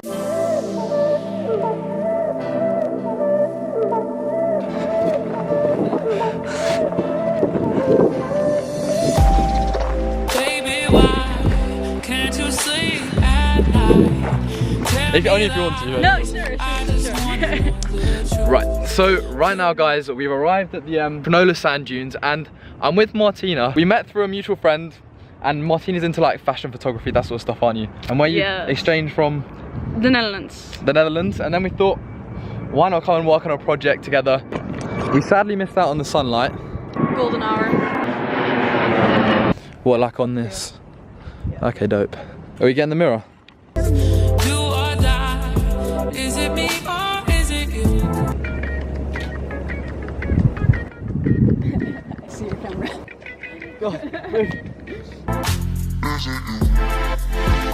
You can say I haven't tried to cross this great divide. Your feelings come and go, but I still love you so. Can you explain us the idea behind this shot then, with the mirror as well? We are going to try to get a shot of Dylan, but just his reflection in the mirror. But it's harder than you would think. Can confirm it's definitely a lot harder.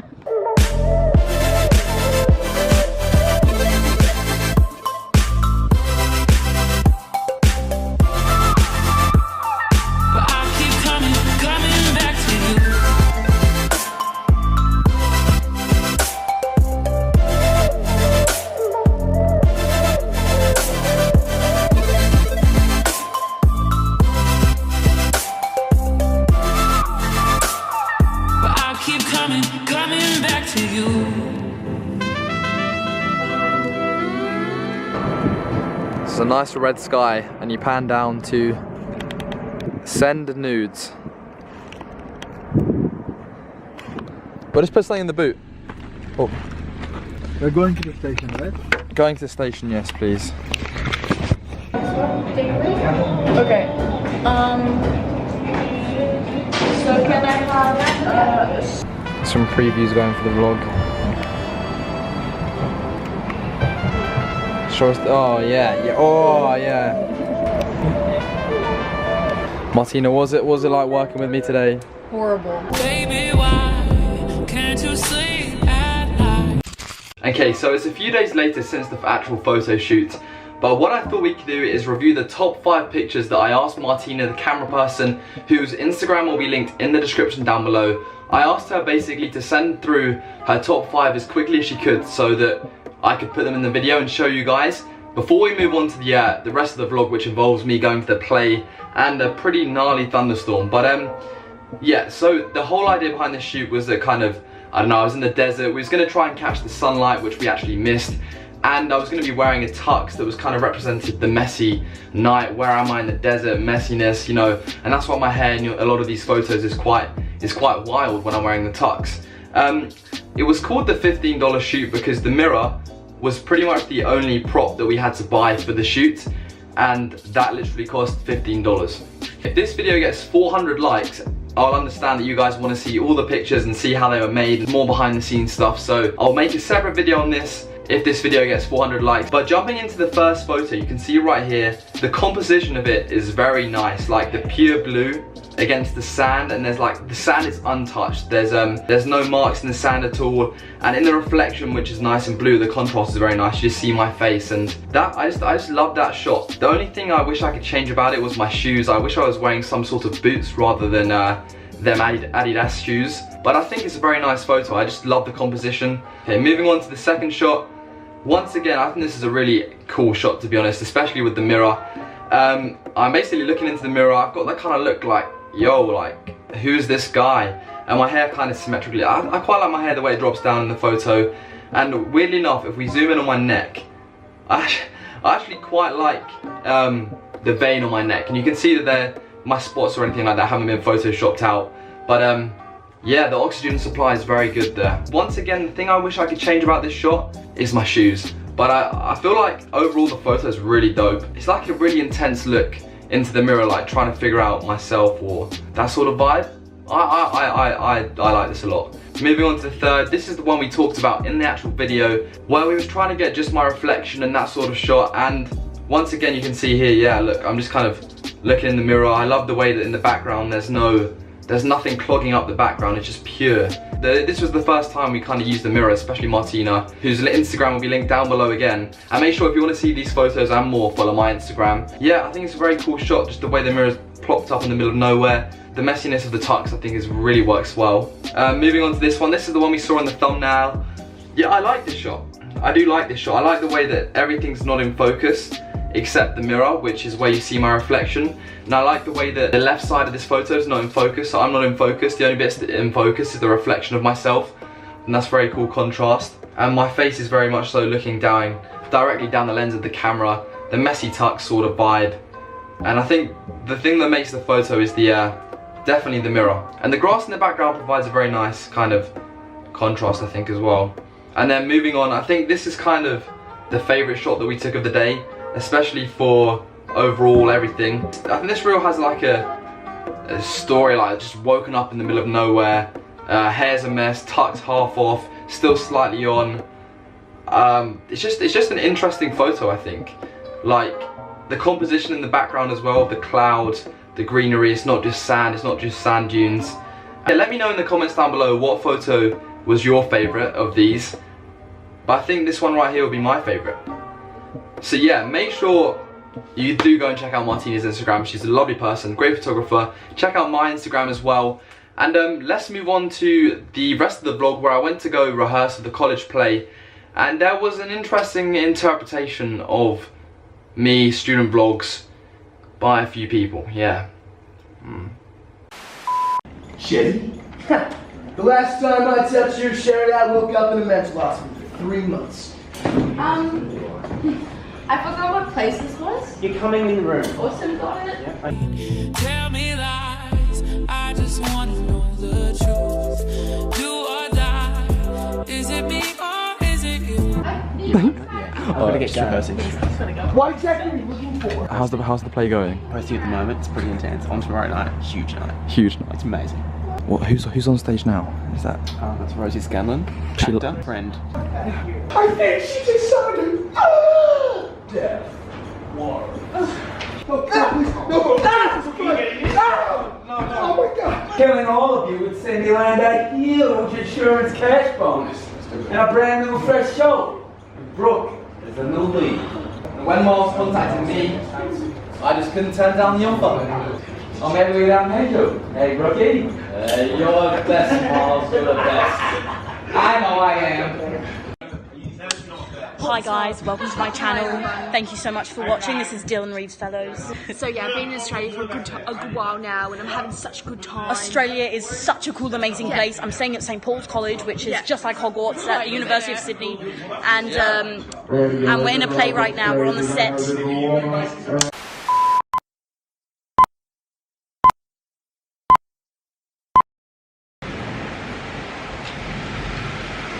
When it rains in Sydney, it rains very hard. I'll stand outside for 5 seconds in this thunderstorm and look how wet I'll get.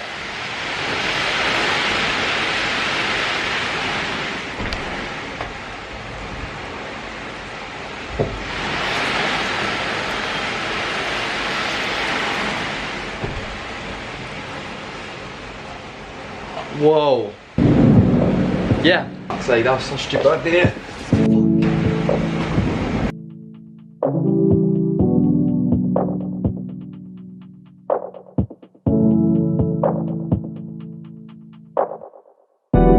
you drinking. Fade away.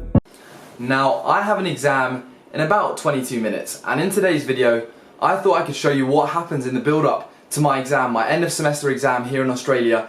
And this exam is important. It actually counts towards my final degree grade. So I hope you guys do enjoy this video and you get a good insight into what it's like 20 minutes before the exam. Today's exam is intermediate microeconomics, and without further ado, let the 20 minutes begin.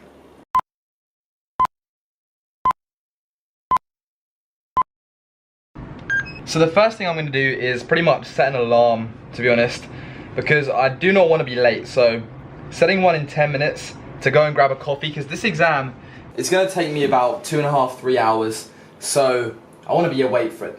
10 minutes coffee and then another 5 minutes till we leave, so I'm going to set the second alarm. So yeah, that's pretty much done. Now, I don't know, I might take a look outside quickly just to get some fresh air.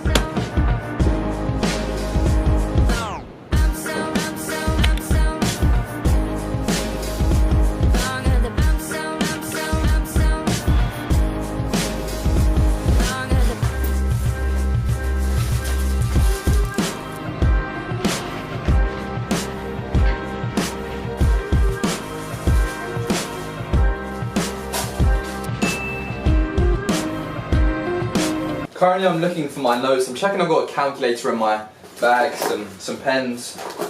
Yeah, that's good enough. Where are my notes so I can look over them right now? What the hell are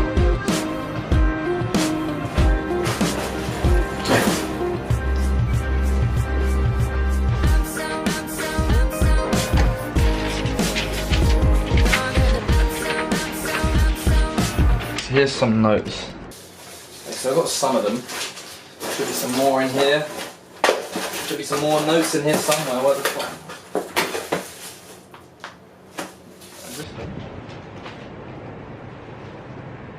Bruh.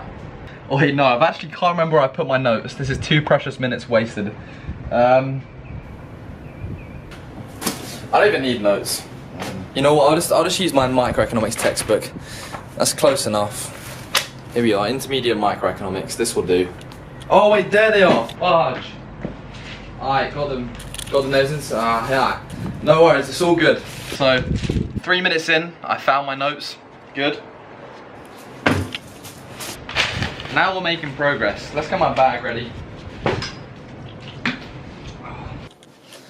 Let me get some water in here, just as...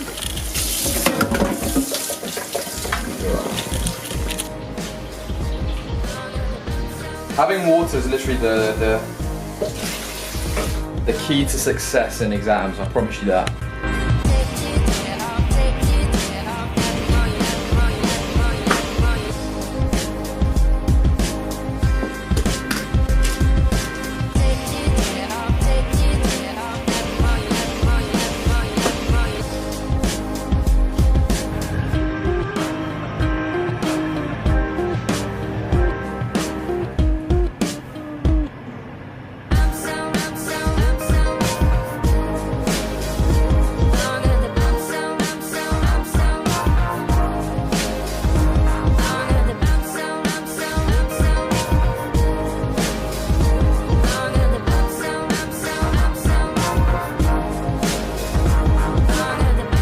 That's bad, I shouldn't be on my phone. You see, the thing is, I'm ready for this exam, so I'm just taking it nice and chill, just chill out, you know, nothing too stressful. Last minute notes. So basically, one thing whoa.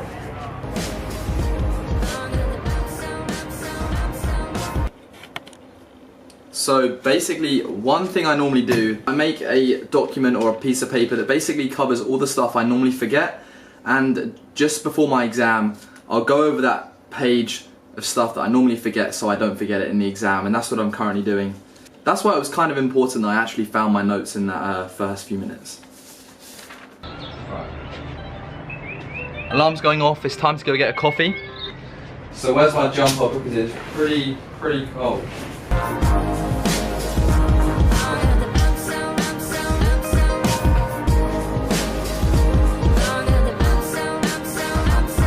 Right, so I'm gonna go and get a coffee right now. Oof. Oof.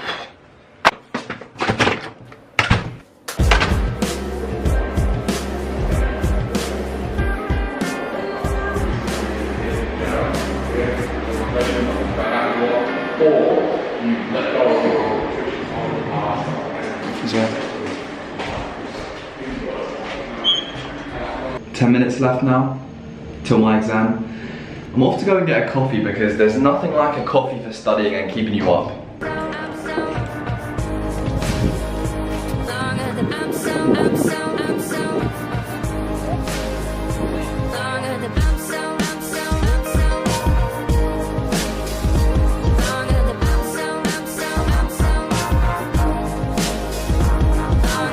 Now, I never used to drink coffee, but recently, 100%, this has got me through study.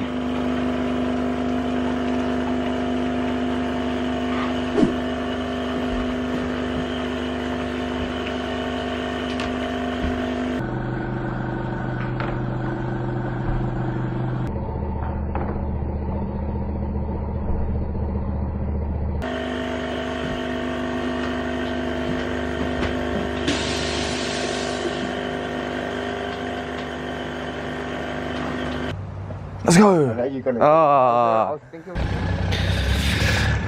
So, just bumped into Will on the way back from getting that coffee. And Will, what do you want to say? Good luck for my exam. Yeah, look, I wish Dylan luck for exams because he's going to need it. He doesn't know anything about economics, doesn't even know demand and supply. Do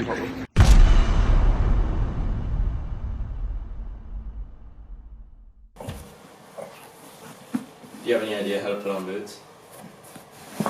Like that.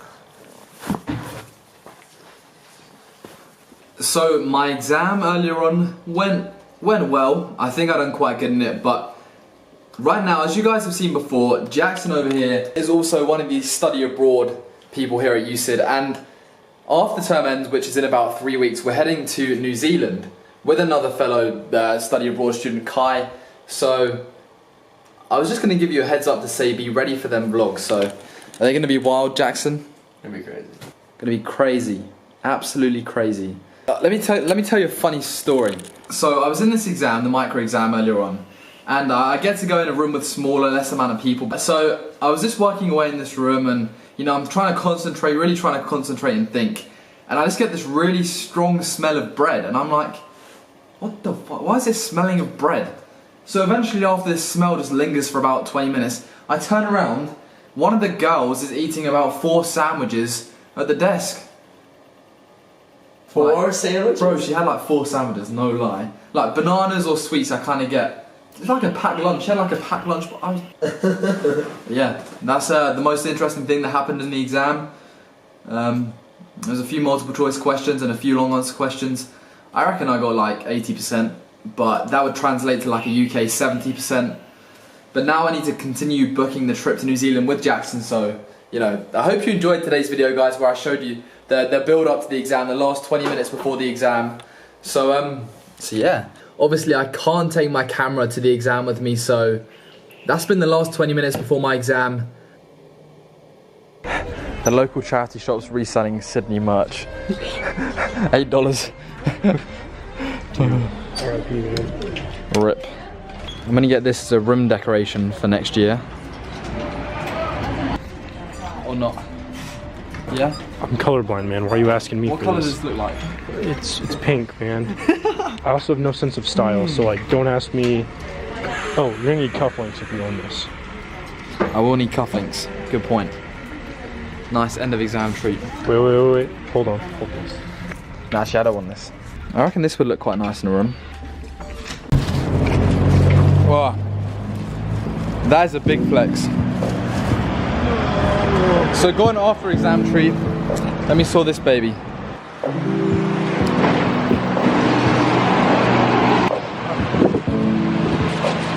Bro, that's worth so much money. While you drinking?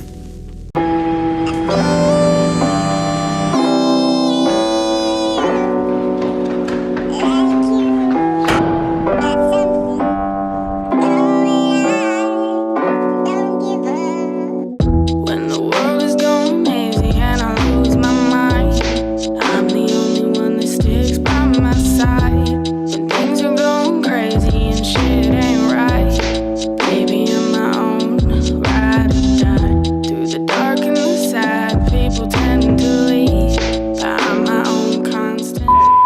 Now, you guys always ask me what I do for my workouts at the gym. Today is chest day and we're starting off with a few sets of bench press. Today I might max out. I'm gonna do 100 kg just to get some credibility, because when you bench 100 kg, no matter for how many sets or reps, you know you go to the gym more than twice a week. Circling the runways, I'm about to take off. Rainfall is shining pavement, just like some lip gloss. Off now, I'm cool about it. Kinda shocked that I found an outlet. Been working on shit, they soon astounded. I'll climb a hill, they see a mountain. Too easy. Too easy. Shit turns to his. Watching rapping tournaments, see fake ass dudes all acting big. Yeah, thought you made it big. Snip, advice for people that want to get to like your size going to the gym. They're starting off like me, you know, like this sort of size. They want to get like you. Best thing I can say is stick with it. Like, there's been so many days where you don't want to go, you have other stuff to do, and making excuses is easy, but don't do that. You gotta keep going, you gotta grind. Guess what Nick's 1 rep max is on bench? Guess in the comments down below now, because we're about to find out soon. Yeah, thought you made it big. Yeah, bought expensive shit. Now you returning all of it. And I kinda see myself in them. Now I gotta take an L sometimes. You're getting pulled out by the stems. Just know I didn't cross. Yeah, I wasn't. That's pretty close. I wasn't gonna get it. It started dipping down, I lost it. Nick, what do you have to say? It was almost maxed out at 275. It's always next year. What's your max then? Your max is? 265. If you guessed that in the comments, well done. What about you, Jackson? The people that used to be kind of a bit overweight and now looking to get slim and hit the gym and be squatting, you know, 90 plus kg. So I actually started out doing mostly cardio, and the biggest thing that's helped me with that is intermittent fasting. So what you do is essentially you try to shove all your food into a smaller window of time in the day, and then you work out right before that window because it allows you to access more of the fats. Yeah, as Nick said, just stick with it. And obviously if you're looking to be more lean, probably like myself, then just keep watching this video to see the rest of my workout. Moving into the last set of the bench press, the thing that I do pretty much consistently every chest day, 4 sets of 10 reps on pretty much the weight that pushes you the most. So for me, it's between 80 and 85, and yeah. Down by the stems, just know I didn't cross no lines. See them when I close my eyes. Feel real when the friends nearby. Conversation really wastes my time. By myself when I lose my mind. Yeah. Easy money. Easy.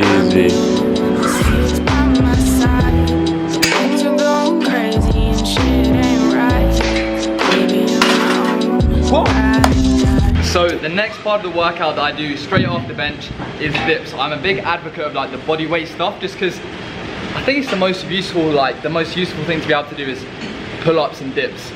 One thing I make sure to do to help grow my chest is to really get down low when I dip. So like really get down low, really get the stretch. But you have to be careful you don't get injured when doing that.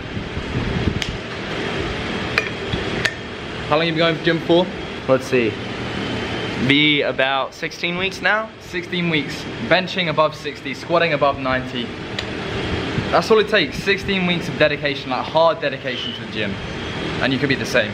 The dark and the sad, people tend to leave. I'm my own constant that I believe. When the world is going hazy and I lose my mind, I'm the only one that sticks by my side.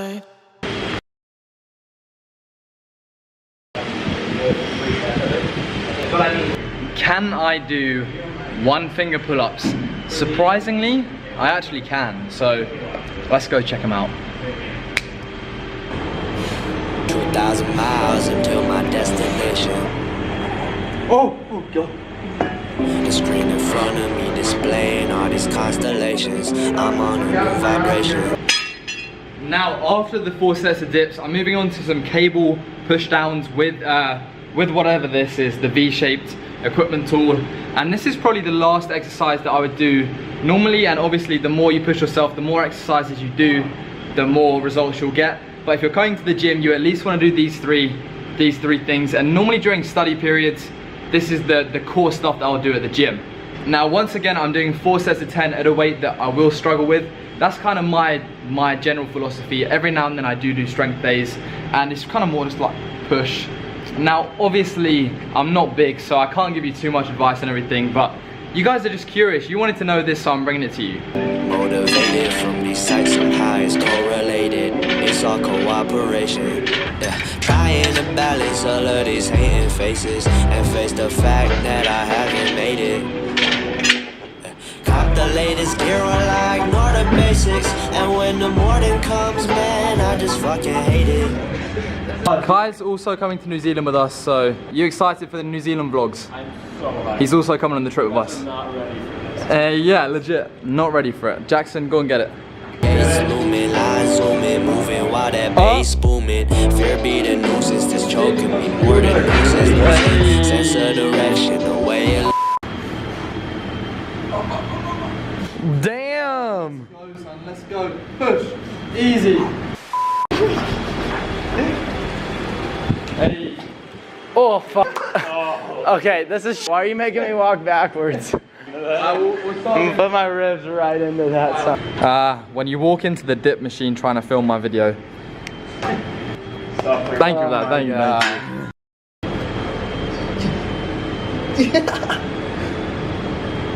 Oh, whoa. So that was my chest workout, guys. I got a nice chest pump and a bit of a tri pump, but I thought what I could do is tell you the rest of my workout, what I do on back day and essentially buys, and then my leg day.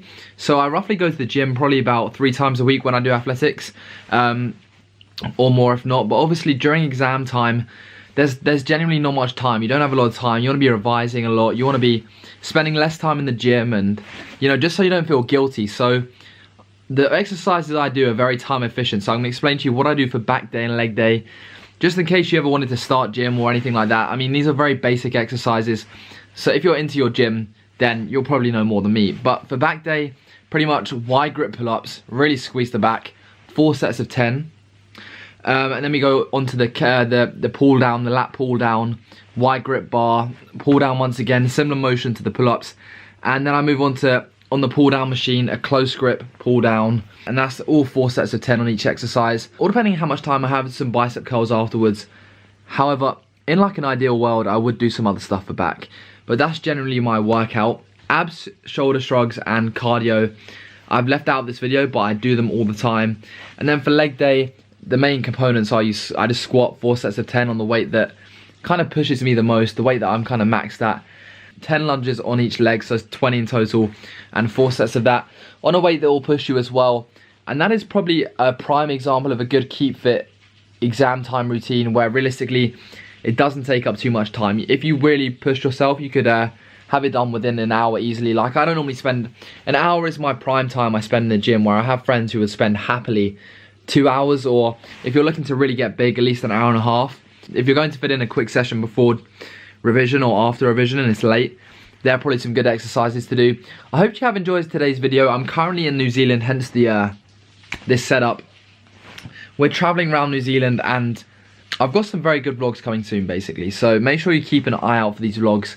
We're doing some insane stuff, more than insane. I know I said that my money-making video tutorial as a student is coming next. It's just harder to film it when you're traveling around. Literally gonna be one of the greatest videos of all time. I'm telling you now. Yeah, I hope you guys have enjoyed. Make sure you subscribe, leave a like down below. The editing on this video took a while. And yeah, if you have any questions, hit me up on Instagram. But it's been your boy, as always, Student Vlogs. Make sure you subscribe down below.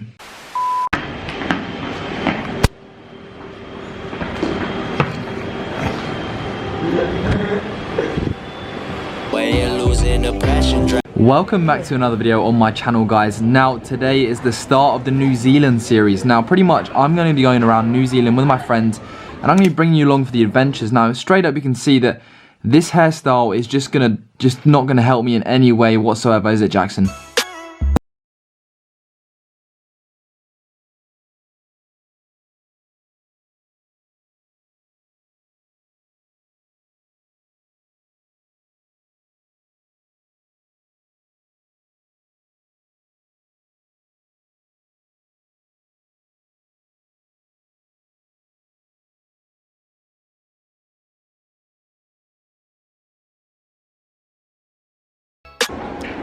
Yeah, that's the one, Kai. That is the one. Goes with your top. Nicely coordinated this morning.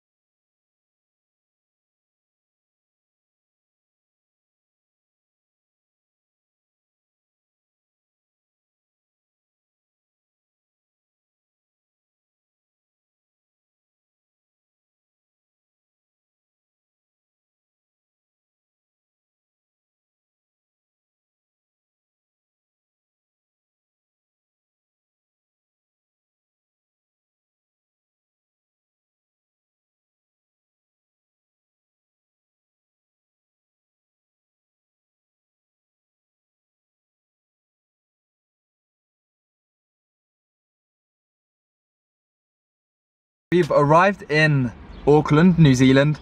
We're in the whip at the moment. This car, to start it, you press the button, there's no key. Oh shit. We seem to be living quite a good life at the moment. On today's agenda, basically... You just take like a bunch of different takes on the same video. Jackson knows. The same one clip I will film like 3 or 4 times sometimes. I gotta piss. Oh, Jackson, just go outside. God. Yeah, today's plan is just to chill though, really, so... Tomorrow we're going to the hot beaches. Tomorrow's gonna be a good day. Oh. But stay tuned for tomorrow's part of the video, guys. We've finally arrived and things are gonna be getting good.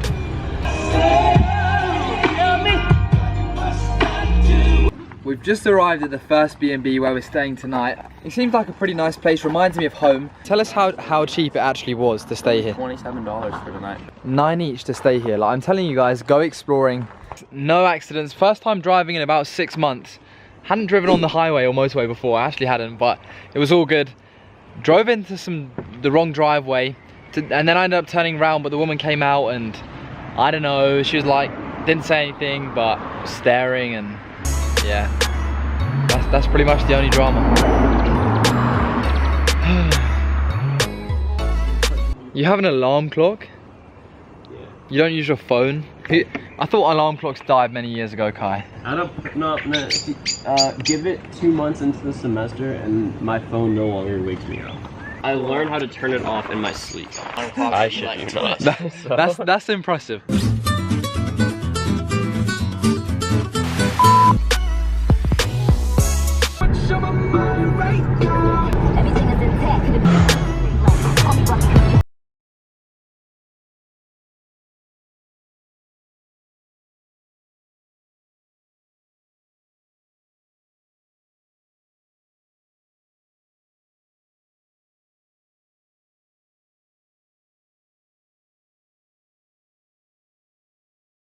The temperature here can reach 60 to 64 degrees Celsius in man-made hot tubs.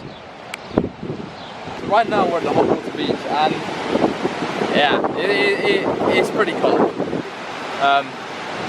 It's starting to rain, so Kai's climbing a tree. Getting that workout in. Getting that pump. It's not raining. This place. When the water goes in here, this is what would create like a man-made hot tub. So it's heated. It's heated. It's actually a overpass. So this looks like a rock, but it's actually an overpass. It's the movie set for Narnia. Yeah, they just left it up. Oh, swear! This was in Narnia? Yeah, the second, like Prince Caspian. Like when they at first go into Narnia, this is where they come out of. Oh wow! Look, the camera like looks this way, like at us. This is all about timing. From here to there.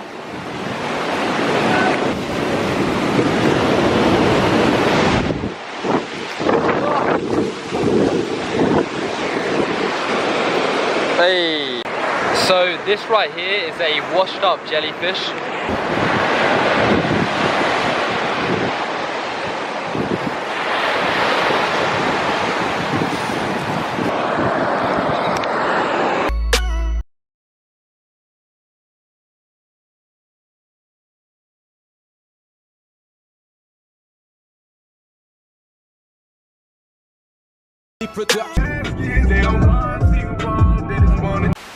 Okay guys, so right now I'm in the edit of the video and you can see right there, this is the video you're watching. I'm speaking to you a few days later because I want to tell you that the upcoming clips are from my GoPro, and basically we went on a few hikes throughout this period. Now we went up one volcano and this is where some GoPro clips are from. It was very cool, very dope, super steep hike, probably about, I think we walked about 10 miles in that day, and a lot of that was incline, and it's meant to have really good views, so I thought I'd get my GoPro out, record some bits, and I'll insert some pictures at the end of this video from the actual final product of the hike. But one thing to note is when you're like, wait, you hiked up all that way and there's no real good views, basically it was so cloudy that you couldn't really see anything on the volcano, which is where the GoPro clips are from. But I'm going to insert some other pictures of actual hikes that, you know, you kind of have a nice view on. And if you want to see any more pictures, make sure you follow my gram. And yeah, that'll be linked in the description down below. Thank you once again for watching, and the next New Zealand vlog in the series is probably one of the best. We head to HOBBITON in New Zealand, the place where the Lord of the Rings was filmed. You will definitely want to watch that vlog because it's a good time to say the least. So yeah, once again, leave a like on this video if you did enjoy it. Enjoy these GoPro clips and pictures, and I'll catch you again soon. So I'm not sure what vlog this is going to go in, but today we're hiked up this waterfall, and you can see here. And basically the plan is now, I think, we might head up there and climb upwards to like the base of the waterfall. But this is just an example of the hikes we kind of go on. I almost fell over that step there. Oh, Jackson! Risky stuff here. Some good times, and you see the mountains up there. See, this is going to be a great photo opportunity for a picture on Student Vlogs Instagram.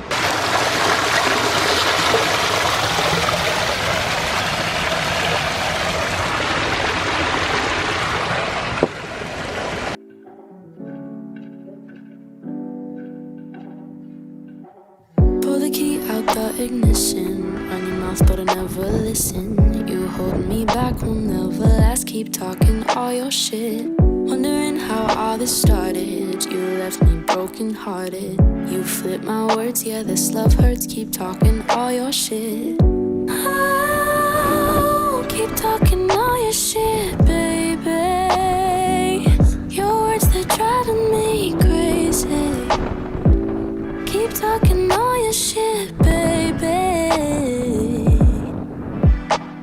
You know that I don't fuck with all your little games. The way you make me feel, I'm in so much pain. I'm drowning in liquor, never been sicker. While the doors do open, you find that as the door opens, there's a retaining wall as deep as the door is wide. For the gram, Kai, for the gram. Nice. For the gram. Okay. Thank you. Freaking model right there. Yeah.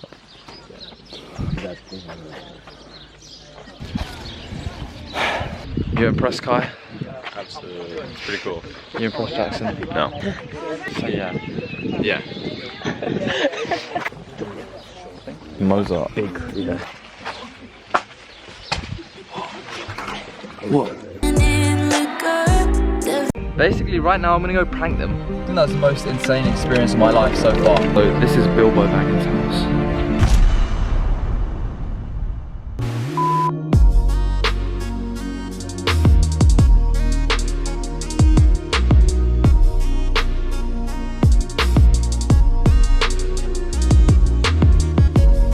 So guys, welcome back to another video. Today and right now it's like 8:30 in the morning and we're off to HOBBITON. Now, if you've seen Lord of the Rings and The Hobbit, you'll know that the Shire is pretty much this magical town that was built in genuinely the middle of nowhere in New Zealand. Driving along this road for easily about 20 minutes and it's just pure countryside. After that today, we're actually potentially, or depending on the weather, we might be going skydiving. If you haven't already subscribed, make sure you subscribe down below.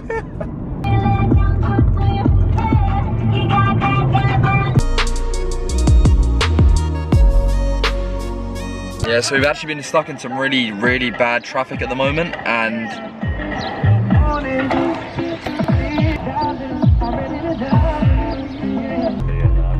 yeah.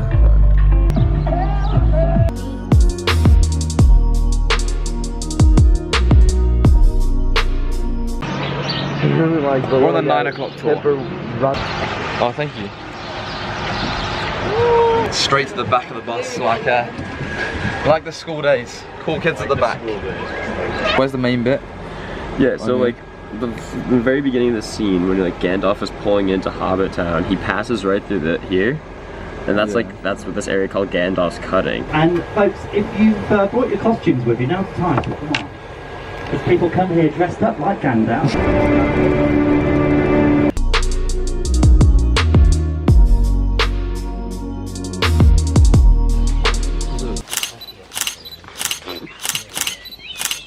Not a room inside there at all. Probably not. I won't even lie, I haven't even seen that many of these movies. I'm here. And as they're going along, we see Frodo and Gandalf sitting there talking. So this is the small house, and over here the big houses. To make the hobbits seem small, they put the big actors by the small houses and the hobbits by the big houses. Even though the actors normal sizes, all of them in real life, it creates the illusion that the hobbits are smaller than everyone else. Now, yeah, striking detail on set. Yep, that's basically what there is. While the doors do open, you find that as the door opens, there's a retaining wall.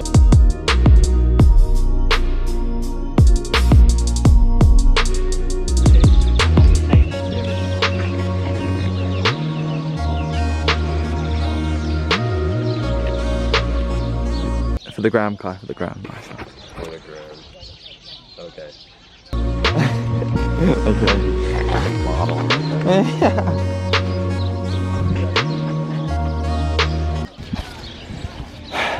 You impressed, Kai? Absolutely. It's pretty cool. You impressed, Jackson? No. So yeah. Yeah. So I had to do this because I just think this is some of the funniest stuff I've seen. So obviously you can see there's a couple, they're getting some pictures. Then he's like, you know what, no, get out my picture. I want a picture for my gram and Facebook without you in there, even though we're together and just had a picture together. You know, yeah, just take it again. Yeah, nice, that's it. Let me come check this picture. Let me see if this is good enough. Oh, actually, no, this is not good enough. You stay outside, take another picture. This guy's trying to get pictures without his girlfriend in it in case they break up. And then he can still have the pictures, they won't be ruined. So, you know, maybe he's onto something. What? There's nothing. Wow, what an amazing experience. Do it. Can confirm there is nothing inside the huts. From experience, I now know. Can confirm. So this is Bilbo Baggins' house.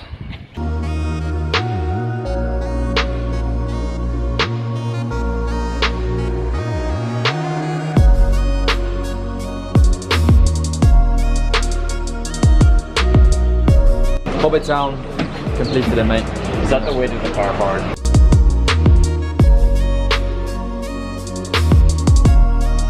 That's unlikely, cause she gon' shoot me like a Tyson chain. What did I say? Yeah. That's recording. So we've been driving for about an hour now. We finally made it to the place where we're meant to skydive. Now we rang them up and they told us that the weather wasn't good enough to skydive. However, now it's really sunny. So pretty much we're gonna go check out this geothermal pool or steam pool or something like this. So we're quickly stopped here to go check it out. That stuff is thick.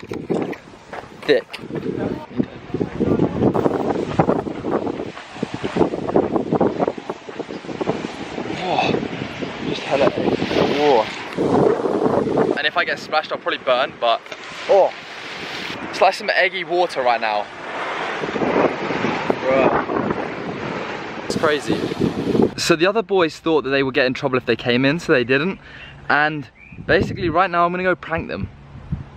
I'm gonna act like there's someone chasing me and say like it's a restricted area and just freak out a bit and see how they react. Okay, Kai's laying down. Run. Kai, get in the car, get in the car!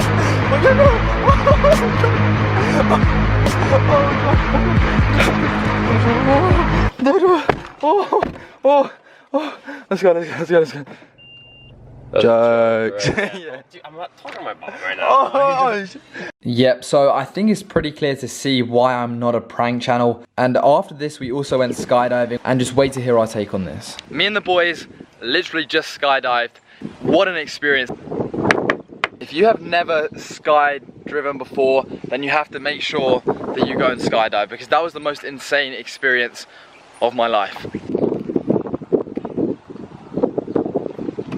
I honestly think that was the most insane experience of my life so far. So we go up in this plane. It's the equivalent of like a small crop duster plane. Yeah? Close. Close. And like there's a small thin shutter and you're all just laying right by the exit shutter, and pretty much they just go, they shut all right, you guys ready? And throw it up. Stick your legs right out. They stick your legs right out the door, and you're like, feel like you're already outside the plane. And you're just like, what the heck? Like they push you out. You have no choice what to do. Yeet you. You just get yeeted. No warning. Proof, I just skydived. Wow. How would I describe the feeling? It's just indescribable, I feel like. It's Yeah. just like, it's not really comparable. I mean, like, maybe getting on a roller coaster is like as close as you could probably get on the ground. Yeah. But even then, like, it's just its own. I felt like as soon as I fell out of the plane, I was instantly at like max speed. I don't know.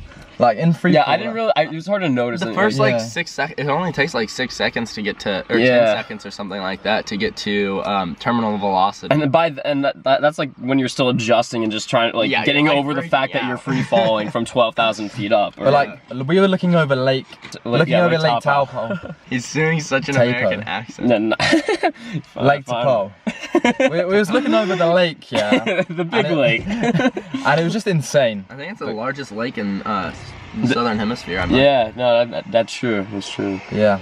On with your day we go. Just casually gonna drive back to the B&B, get some food, and that's probably gonna be it for today's vlog. Quite an eventful day. So if you are new around here, make sure you subscribe, leave a like, and hit the bell. Hit the bell. All right. Oh, 5 bar. Damn. I didn't realize it'd be 2 hours. I should have went up with you.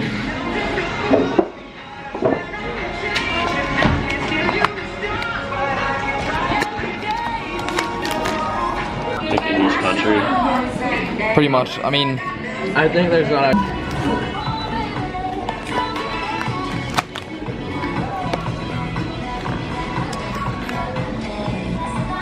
Big fan of eggs on burgers, so things are looking bright.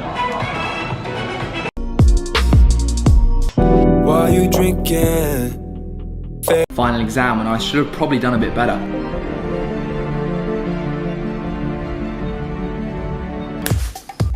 I just had my end of semester results for my first semester studying abroad in my second year of the degree, and I'm kind of unsure if I done good or not because I've been enjoying my time studying abroad in my replacement year a lot. And by that I mean working nowhere near as hard as I should have done throughout the term. But I did still kind of work hard. I just could have worked harder is what I mean. What I always tell people is that I'm at university for the life experience, so I guess that kind of adds up. Recently guys, my channel hasn't been doing as well as it has done in the past. I mean, the views aren't coming in as much. So if you're on this video, please leave a like, it honestly does help. I mean, I've never seen a slow motion results reaction before, so, you know. I'm staying with my friend Will at the moment, hence this lovely piano and everything like that. We're gonna go check up on what he's doing later on. Since he has a piano though, I thought maybe I could freestyle some stuff during these hard times on YouTube. Will, I know you're trying to sleep, but this is important. Is my channel really dying? Am I really a joke? Student looks the meme. He really needs some hope.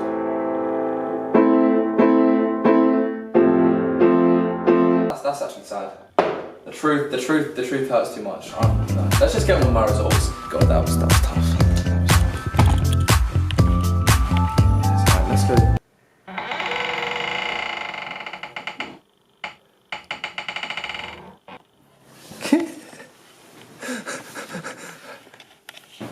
How was the sleep? It was great.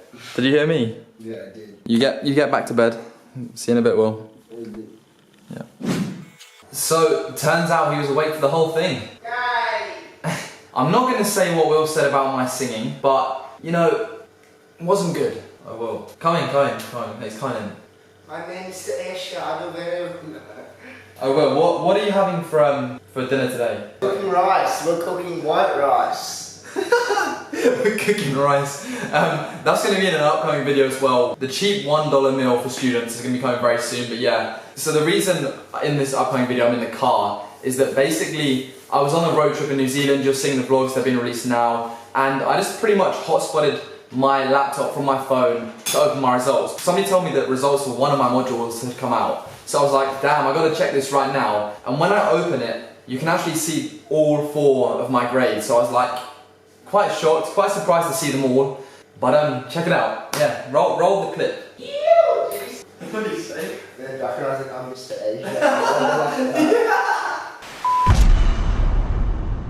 Apparently, my friend has said some of my results have come out, so I'm going to log on and see if I can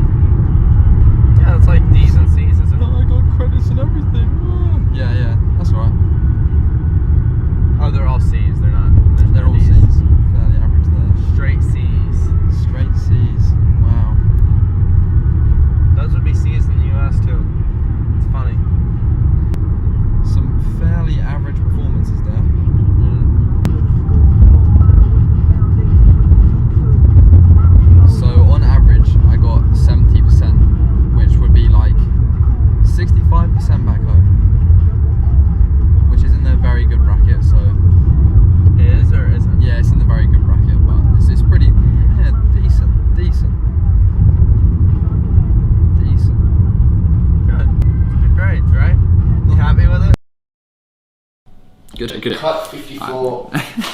Let's talk about my results now. For this, Cut 137. So let's talk about my results. For those of you that have been on my channel and subscribed for a long time, you'll know about my journey. Kind of fairly average. Had to work quite hard to get to Sydney. Managed to do it and managed to get a 2-1, which is the equivalent of like 60-ish% last year before I came out here to Sydney. So when I came out here to Sydney, I was taking the modules that I would be taking back home, except just that Sydney, it's a replacement year, so I don't have to spend an extra year studying. Throughout the semester, I noticed that the classes were a tiny bit easier, as in some of the stuff they were going over, I'd already gone over in my first year at York.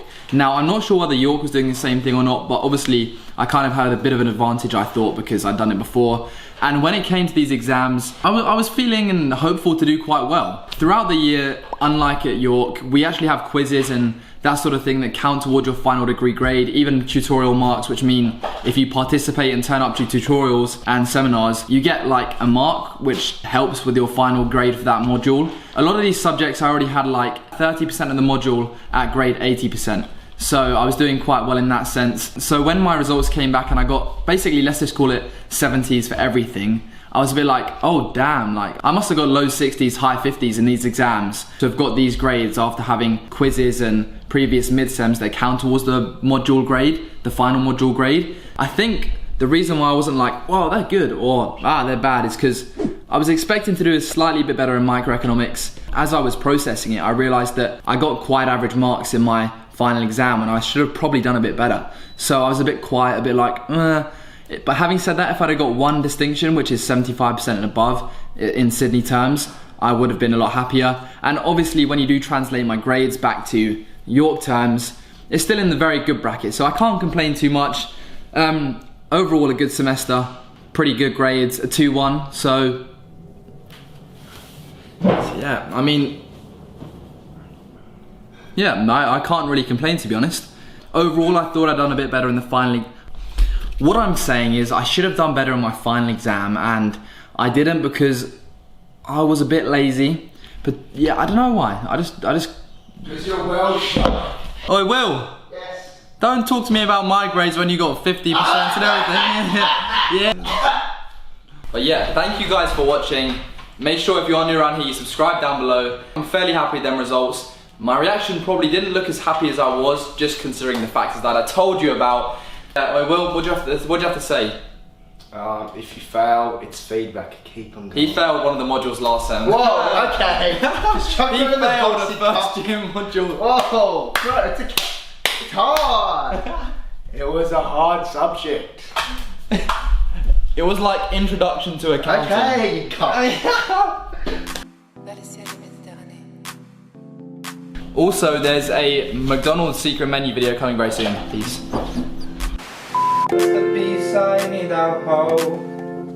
Wow, I'm sweaty. Just because I'm wearing a hoodie. It's because I'm wearing a hoodie, it's hot. Alright, Dylan, no one cares about that. So if you leave a like, that'd be good.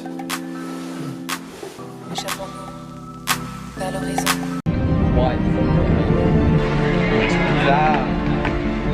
I didn't realize we chew out. World's coolest McDonald's, eh? And you just see this.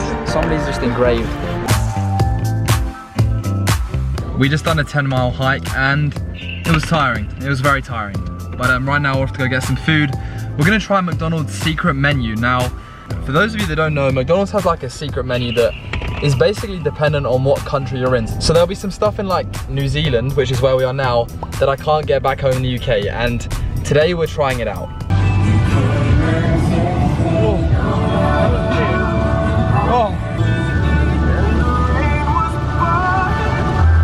Name me some candy that you have in the US that you don't think we have. 3 Musketeers? Okay, yeah, we don't have that. Milky Way? We have Milky Way for sure. Does anybody really like white chocolate that much? It doesn't even have any cookie in it. It doesn't taste that good, no. I like it. It goes milk, white, dark for me. Yeah. I switched the bottom pair. I go dark milk white. You're dark. Wow, dark. That's a hot take. I like dark. Not like super dark. But Okay, vote in this poll up here. One of these sides. Milk, dark, white, or what's the best? Some local honey. Let me give this a taste.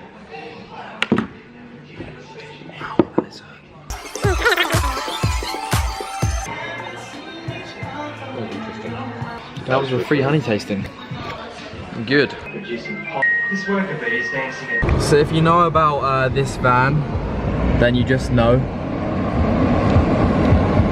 That van was Scooby-Doo if you didn't know, but here we can see we have arrived at the McDonald's in New Zealand, and it's time to go order from their secret menu. You can see straight away, we bring up the menu, and there's a Kiwi burger. Now this Kiwi burger, $2 extra. I mean, from the picture, you can't really see too much what's in there. Just some egg, some beetroot, some salad. $2 extra for a Kiwi burger. Must be worth it. The secret Kiwi burger. Will it be as good as we think?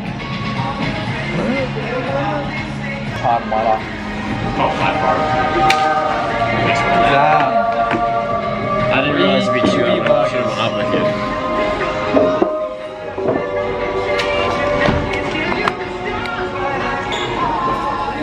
The secret menu Kiwi burger.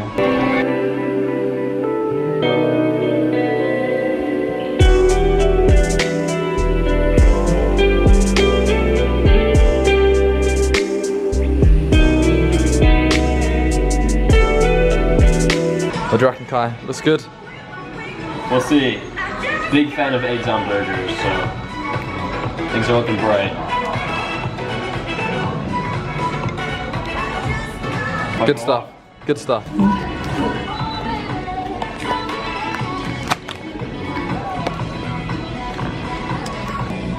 So we got some beetroot there, some tomato, an egg. Hold up.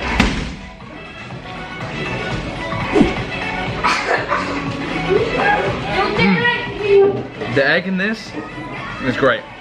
The beetroot's an interesting taste as well. I'd give this like a 7 out of 10.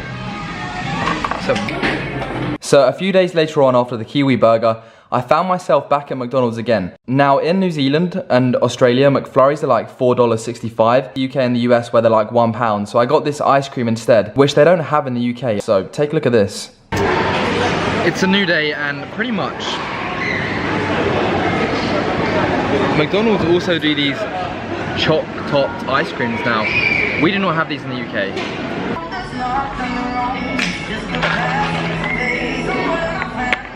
See, this is for YouTube, this that chip spillage. After that rather interesting Kiwi burger tasting session, I thought I'd show you where we're staying at today in New Zealand. So, as you know, we're traveling around New Zealand. We're on our end of exam celebration trip, whatever. And we're going up and down and around New Zealand because I'm an exchange student at the University of Sydney. So, in this time, I thought I'd make use of being so close to New Zealand and come check it out. Today, we're staying in a yurt. Basically, there's no power outlets around here. So, I actually can't really charge anything. So, my camera is going to die very soon as well.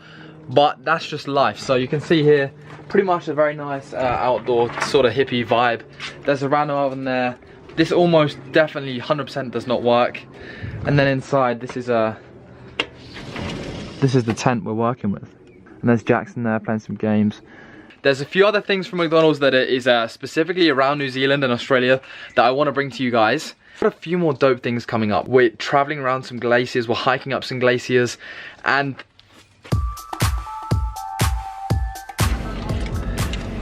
we just done a 16-mile fuck. We just done a 10-mile hike, and that one was good. You should use that take. This is like what I'm used to tasting, right? Mm-hmm. Like your bread and butter. This is actually quite nice. Try this. It's like a different sauce. That first one was strange.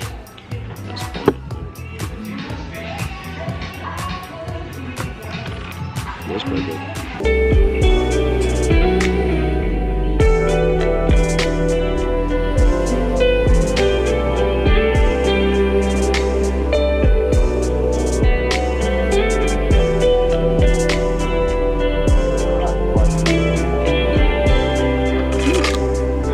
I think my legs are too much like jelly to do that route now. Yeah. So today, guys, we climbed up and hiked up Roy's Peak, which is roughly meant to take about, how many hours return trip? 6 hours return, and it's taken us 2 just to get to the top. Yeah, so it should only take us like an hour and a half to get down, I think. So we've probably done it roughly in about half the time. Probably 8 kilometers are pretty much up, up, up, up. But here's the view. What a view. Like, one interesting thing is that we're up here. I don't even know how many hundreds of feet up we are. And you just see this. Somebody's just engraved a penis into the ground. Was that you, Jackson? Was not. What a time to be alive. Now, if you want to see stories like this on Instagram, follow my Instagram, linked in the description down below.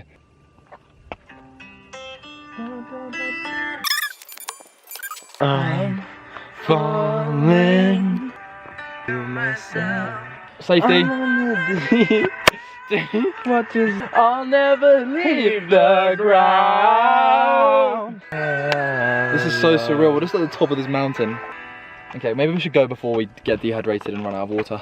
Maybe we should go before. Actually, we've already run out of water. Okay, so whenever you go hiking, if you go on a hike this big, bring loads of water, because we kind of just wear trainers. We don't bring any of them spiky things, and we don't really have enough water or food. And now we're at the top of this mountain, just thirsty as hell. Quote from Travis Sills, my father: "If you're gonna be dumb, you gotta be tough." Travis, you're a good man. This is where we just were, and now we're coming down, and we've got to head all the way down to the bottom there. Probably one of the steepest hikes I've ever done in my life. So now we're about 10% of the way down from all up there. There's some people capturing the sunset as well.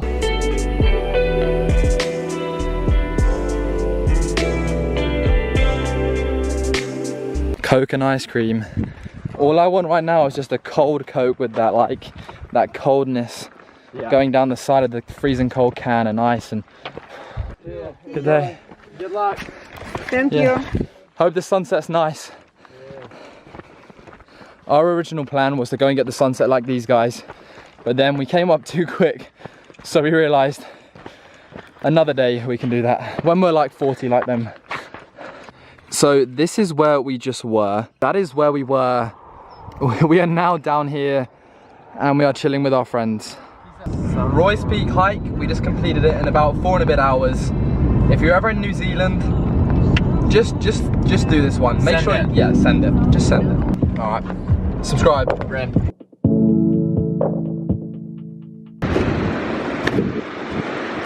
All right, so it's my time to go and climb this glacier.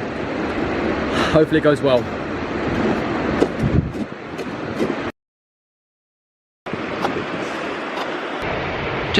Just a tiny bit worried to do this one. Just a tiny bit. That is a big one. That is a big one. I have no idea. It'll be interesting to see where they take us, yeah. Maybe traverse up it, yeah. Like, that's the colour I imagine water to be in heaven. This rock is probably worth as much as my house. Today is Christmas Day, but on a separate note, university's changed my life. Changed my life, that's so dramatic. Yeah. Let's see where the bowls are for some breakfast. I mean, this is close enough to a bowl. So here in Sydney, it's Christmas Day, and for those of you that don't know, I'm spending Christmas in Sydney. I'm on my study abroad year in Australia, and I thought, you know, once in a lifetime experience, I'll spend New Year, my birthday, and Christmas out here. The only sad thing is, it means I have no presents. And where are the bowls? I don't understand how we can lose every single bowl. That is university culture.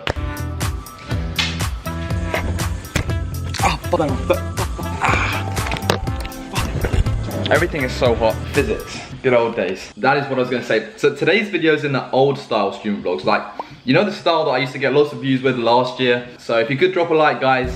I'm a like fiend, man. I need likes big time. Even on 2019 diary. If you are about in Sydney on the 17th, 18th and 19th, I'm doing a theatre production with some very, very talented people. This is Angela, by the way. Angela is my current roommate. 2019 and that. Oh yeah, that looks perfect. Not even done yet. It's all about that blend. I've seen this contour. Also, do you reckon I need a haircut? Everyone keeps telling me in the comments I need a haircut. Maybe get like the nice fade on the side. Oh, maybe everyone's right. Maybe I should cut my hair.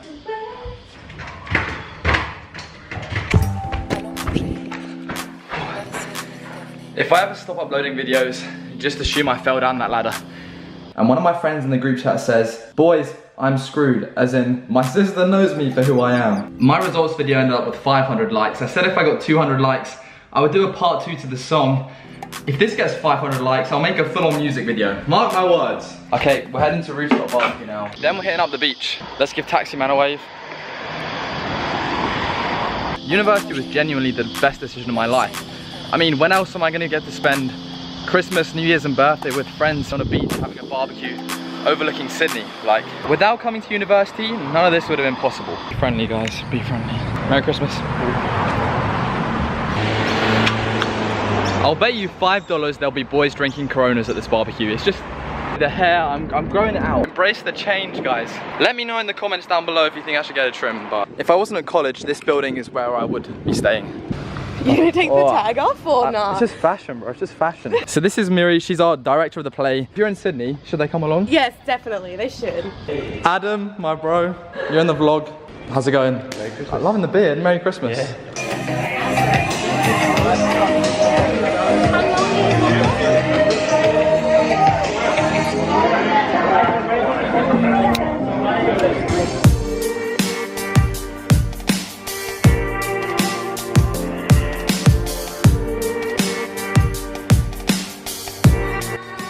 Thank you for the food, my bro. Good, bro. I'll see you at beach. Yeah. So now it's time to head to the most touristy beach, which apparently it's a bad idea because it's going to be so busy. But let me just pour this out the window because We can't go anymore. there you go. We're going to Bondi.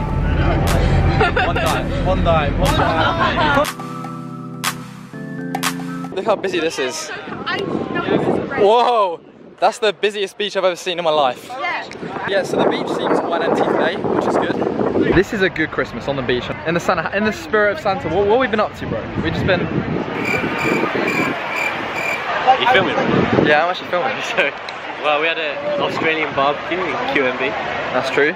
And we've been riding some waves. With everyone else, Bondi. Oh, we got a speaker now. Oh, Henry's here as well. Henry's here as well. You just got to get the pics for the gram. I'm gonna go get in this, in the back. Oh, yeah. Oh. I'm not risking dropping my only camera in the sea, so I'm gonna head out. Oh, we thought we lost you. Where have you been? You didn't get taken away in the lifeguard boat? No. Nah, I feel like 360. If you guys like the video right now, all three of us are going to go belly flop into some very shallow water. In the water like... So they're gonna run sideways. And I think this whole plan is a really good reason why British people shouldn't swim in Australia. But let's see how it goes for them. Terrible idea.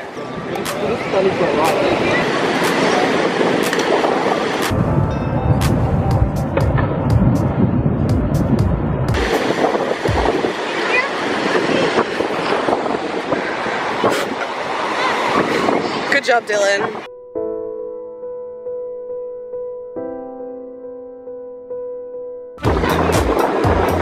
Alright, dive back.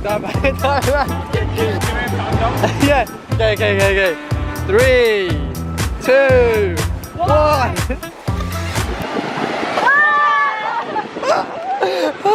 Good job. Another like on the video.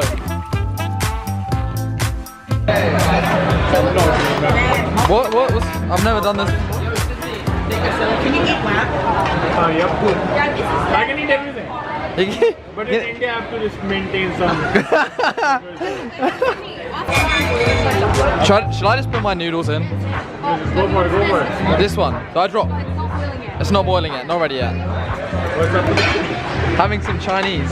Yeah.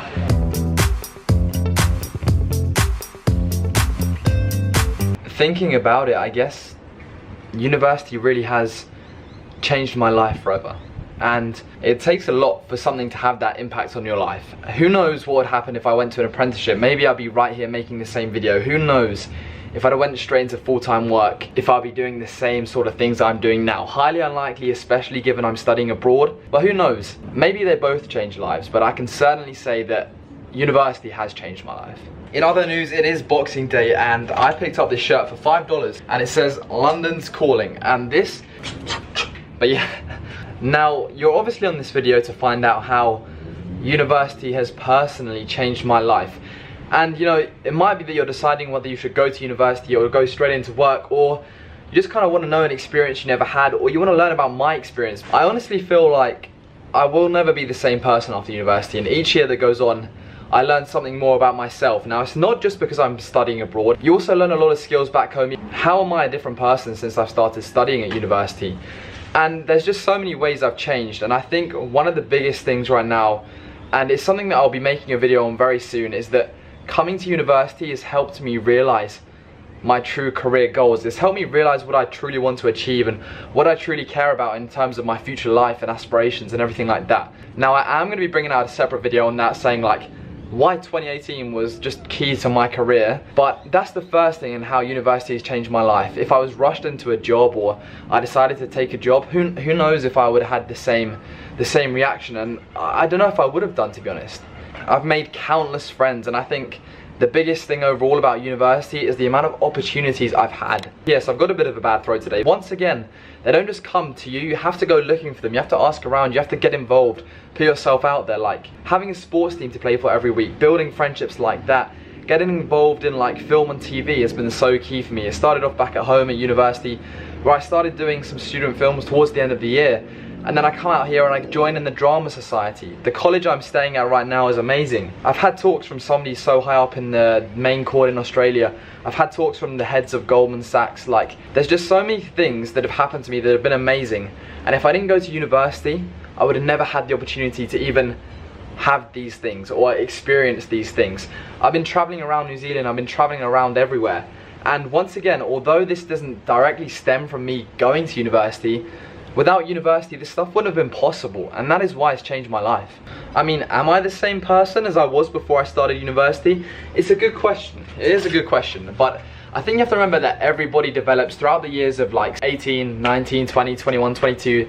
They're the years when everybody develops and everybody changes as a person. And I think going to university or going into work or whatever you do in that time kind of directs the change that happens. So am I a different person? I'm not talking about the small things that's changed. Like, university hasn't made me, you know what, I'm gonna wash up every time after I finish cooking, or I'm gonna be super clean, or that sort of thing. No, that's still the same as it was before I went to university. Yeah, fair enough, I'm a bit more conscious that I'm living with people and I should wash up more. But you know, sometimes I still do leave a bowl out, I still do leave something dirty. Sometimes I do take stuff from the fridge that isn't mine. You know, stuff like that still happens. University's made me realize how inspiring traveling is. And you know, I was on the beach, as you saw in this vlog, Christmas Day, and I went into this rave, like a mini beach rave, and 3 hours later, Unjaded Jade was there. It seems like she's also realized how amazing traveling is, and so have I from this experience. But there's certain things that happen in your life that make you realize how amazing things truly are. Doing a degree itself is so stimulating. It's hard, and you kind of bond over the how hard and boring it can be. But at the end of the day, your brain develops and stuff like that. You learn new skills that aren't directly related to your degree. And for me personally, I don't want to do anything related to economics realistically if I had a choice. But I'm still doing the degree and following through with it because, I don't know, a degree just teaches you amazing skills. And that is facts. You know, I'm not saying that the £9,250 tuition fee I pay every year in the UK, not in Australia thank goodness, was the best decision of my life. I'm saying that the overall experience is the best decision of my life. Yeah, if you are thinking about going to university, I would obviously 100% be an advocate of doing that. I would say I've learned so many skills that it's just quite incredible. Also, obviously, you have to stay on the right path at university as well. I mean, if you go to university and you just get drunk every single day, and go out every single night and, you know, do some stuff that you probably shouldn't do, like warehouse events and stuff, then you won't develop as much, I assume. You might still do, you might learn, I don't know, but, and I think this vlog has been a prime example of just an experience of having Christmas on the beach away from everyone that I wouldn't have got to have without university. And it was just an amazing day. As weird as this sounds, it's not something I can just be like, oh, university's changed me, I used to be like this and now I'm like this. It's just something in your mindset that changes. I really thought I was going to be able to just go on and tell you about loads of ways I've changed, but it's hard, it's harder. So the next video in my series of the travel vlogs from New Zealand that we were filming is the one where we climb a glacier. Literally just flew up to a glacier via a helicopter, put on some pickaxes, some boots, like in the MW2 campaign first mission, and bang, bang, bang, bang, bang. That was very scary and very cool. That's going to be coming to you next. Half the people in the video today I literally met on the day. I knew Adam, I knew Kurt, and I knew Miri. The rest of the people I just met there and then and made some good content. But yeah, make sure you do leave a like on this video. I said I'd do a music video if it got 500 likes, and well, I will. But subscribe down below. Just there's so many opportunities at university to just explore and do loads of random stuff. You're under the umbrella of education where you can just explore everything and then go back to your degree if everything fails. That's what's so good about it, but yeah.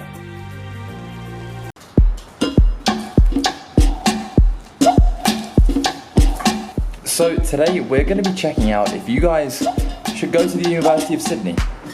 Australia is just dangerous. I mean, that's so close to my head as I walk by. My goodness. I know you're probably thinking, what the hell are you looking at, Dylan? Basically, there was a huge spider there and it almost hit my head. But while I'm here, take a look at this reminder on the toilet at the University of Sydney. I'm not no expert, but I'm pretty sure this is telling me not to wipe my face with a toilet brush. It's not like Gerald from physics decides to wipe his face with a toilet brush. Or who needs to be reminded to stand up while taking a goddamn pee? 2019, eh? My God, am I really that white? Should you come to the University of Sydney? That is one of the biggest questions that I don't know, I've been asked since I've been out here. I mean, on exchange as an international student, it's one of the best universities in the world. I think it's ranked around 50th in the world. And today I'm giving you an insight into what life is like as a USYD student. USYD are very apologetic. We apologize for any inconvenience while we are improving your campus. Is that sarcasm? I don't know. One thing I love personally about USYD is just the amazing artwork on campus. So here we've got, I'm not even sure what that is, but we've got it, yeah. Let's get a closer look. Is this just, I don't really know what the fuck. I mean, is this just in construction? I'm not really sure what's going on. On a serious level, the campus is quite beautiful. There's some nice buildings like this one. I'm not sure what's inside. Let's go have a knocky knock. Run. So, oh my goodness, my new camera almost fell and broke.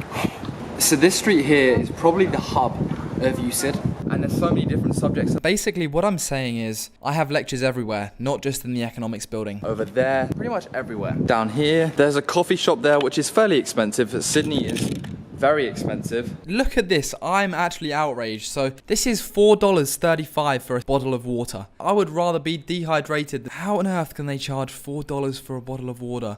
So if anyone wants to take my exams for me, here's my student card. Not allowed in there. Let's try to find an open door. I think one thing about USYD is it's either a really nice new seminar room or quite a not so nice old one. So right here is the law building.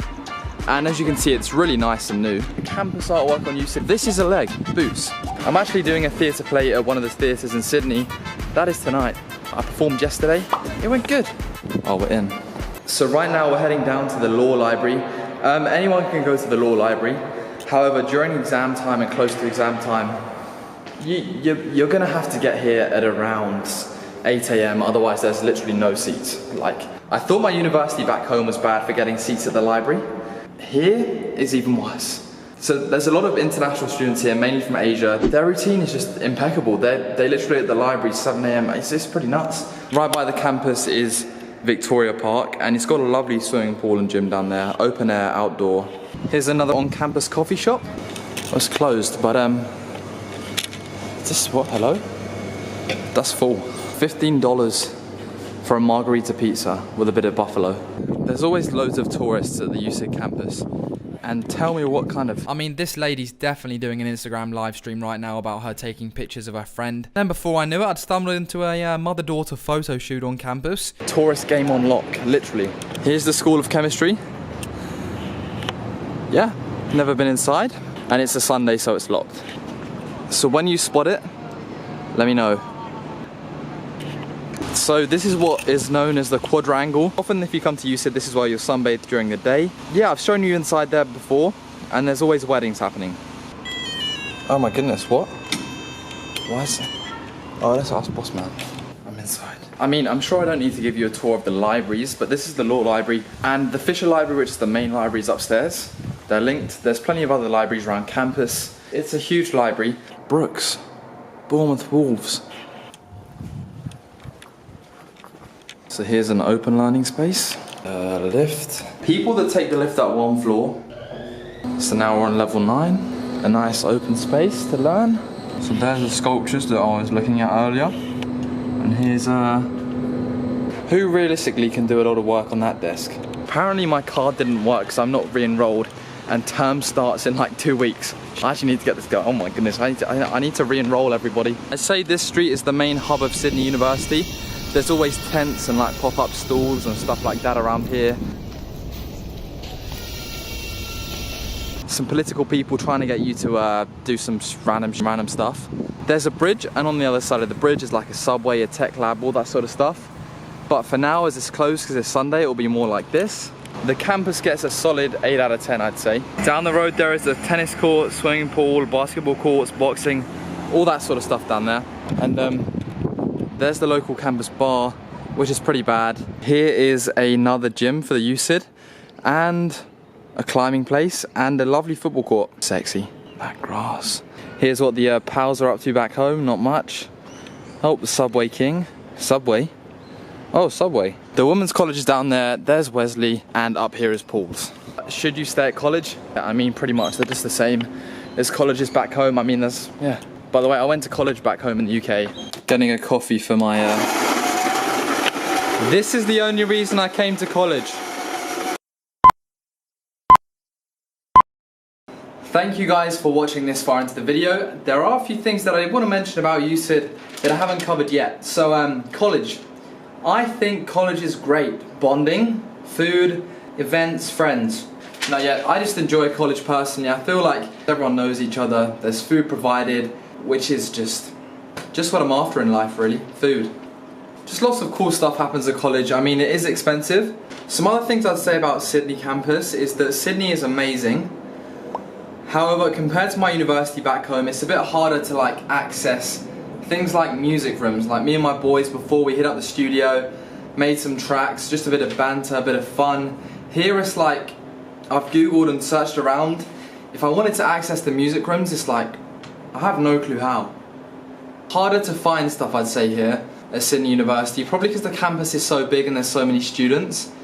There is really good student support here. Like, if I had a question, like today, it's a week before we start university, I hadn't actually enrolled in my courses yet, but I went to like this student hub and was like, what are you guys doing? Can you please enroll me? What the hell?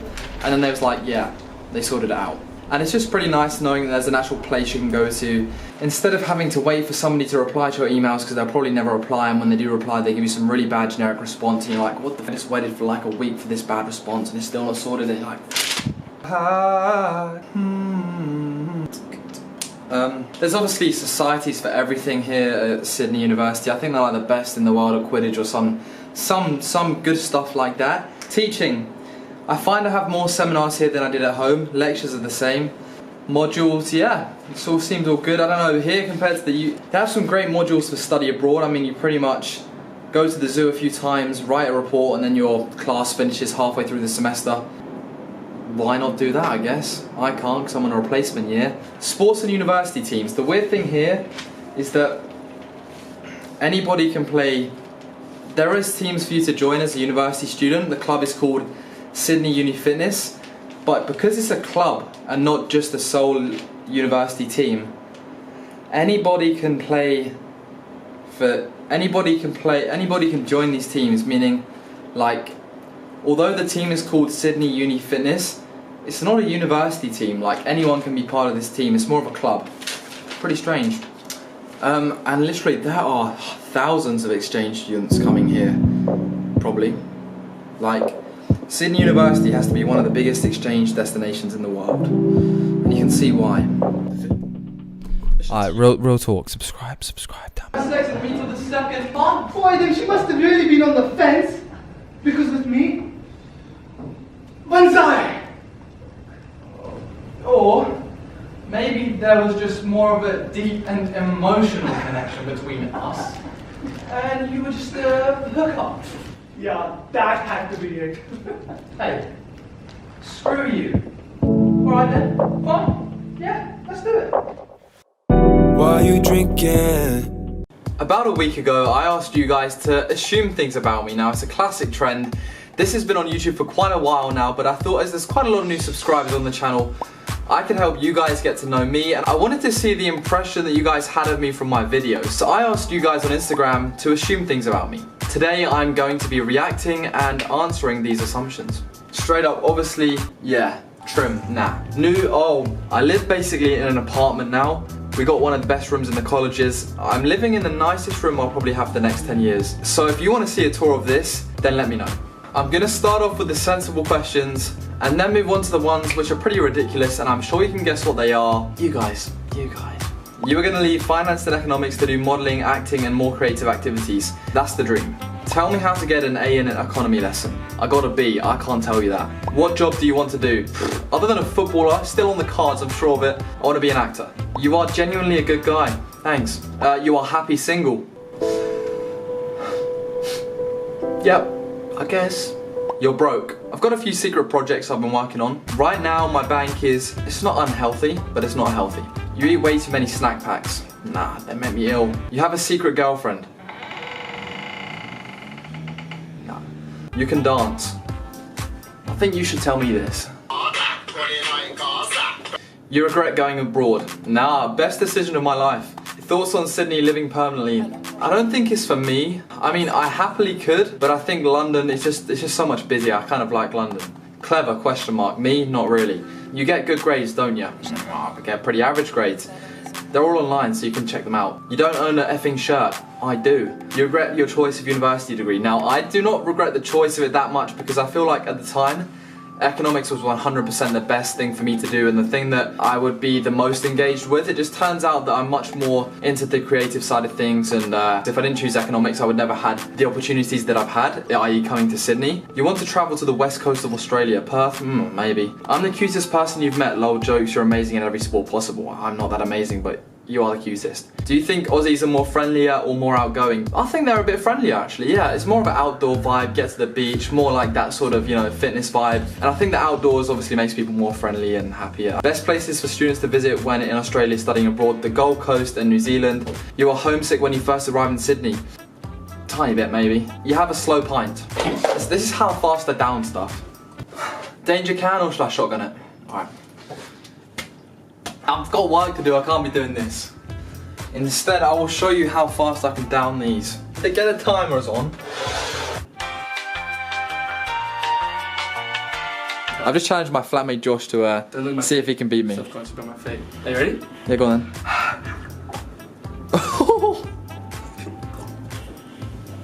Alright, fair enough. Fish. Fair enough. Fish. Wow, I'm actually quite slow downing stuff. Turns out I have a slow pint, Rob knows. Introvert, extrovert. And tell Owen to stop being a sweat in seminars. Owen, stop being a sweat in seminars. You hate haircuts because you need one. Fuck. Listen, I've got about 4 accounts, yeah, with 0 followers and like no display pictures, constantly telling me to get a haircut. Something just isn't right, and I can't figure out what. You get girls, I actually don't. Does YouTube get me girls? Are you that YouTube vlogger? Oh my goodness, you're so hot. Oh my goodness, do you want to come back to my room?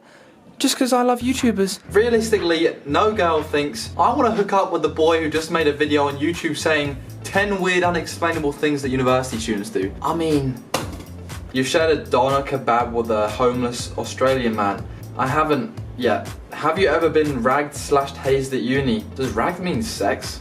What? How to make new friends? That's not an assumption, that's a question. No, I do not want to move to Australia after I finish my studies. You offer biscuits in exchange for sex. What the hell? Not an assumption. I've been wondering this for a while. What's your career path? I don't know. I have no clue. I reckon you have a lot of sex in Sydney purely because of the British accent. No, the British accent does, you know, help get the convo started, but no, not true. No. You're also really gal and have a great personality. I don't know if this means gay, but if it does, no. But who's to judge my personality, eh? You're unlucky at pool. Okay, this guy, we lost Paul a lot. Definitely unlucky. You're a mum's boy who loves football and only eats baked beans on toast. Pretty accurate, to be honest. You regret not working hard enough in secondary school. No, I had a good time, and I actually turned on the burners in year 11 and worked hard and got decent grades. You like Australia better than England? Oof. I love going to the beach so much, but if England had the coastline and weather of Australia, I would 100% know what one I prefer, but that's a tough question, I don't know. You love economics? No. I don't hate economics, but I definitely don't love it. You're eventually going to move back to Sydney and live there after your study abroad. I don't know, probably not. You put milk in the bowl before the cereal. Never. If you're above 18 and you're doing that, disgrace. You prefer Sydney Uni to York Uni? No, I prefer York University. You are 1/8 Mongolian? Definitely not. You regret doing economics university instead of drama? I don't, because I've had this opportunity, but I probably should have went to drama school. Are you gay? Listen, I know who this is. This guy's don't troll me like this, mate. You have a small penis. Listen, this is anonymous, yeah. The person who's asking me this, I mean, nah, that's the wrong assumption to make, but I'm not sure if you're old enough to ask me that. You like drum and bass? No, not really. You're bi, you're looking for a girlfriend, lol. Recently, guys, I started university again, and my lectures are really hard this semester. I'm halfway through my second year. I'm taking 3 third-year economics modules and 1 advanced maths module. My god, vectors, matrices, I hate the lot of it. The economics modules are seriously challenging as well. Like, my lectures are 3 hours, and I'm just there like, bored, and there's only like, oh god. This semester's honestly rough, guys, and I'm going to be doing a lot more university content very soon now that university started back up again for the first time in 3 months. So make sure you subscribe down below for them day in the lives. If you're from Australia, give this video a like. If you're from England, give it a like as well. Thank you. Yeah, some pretty interesting assumptions. I hope you enjoyed me answering them. Didn't really dive too deeply into the assumptions, just more of a quick fire round. But if you want to see a room tour / an apartment tour, then I don't know, just drop a comment or something. I've got heaps and heaps of work to do right now. Heaps means lots in Australia.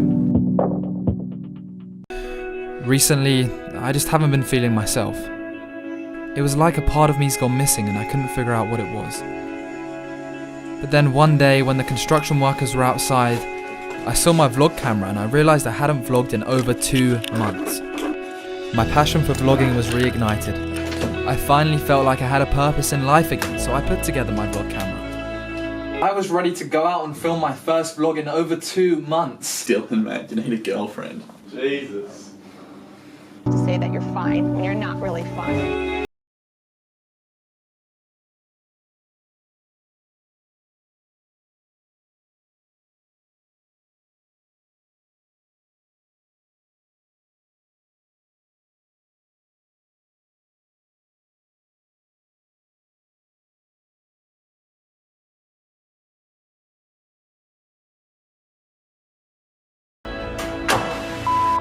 Today we're starting off with a bit of a grind at the library. It's literally been the same start to my day for many years now.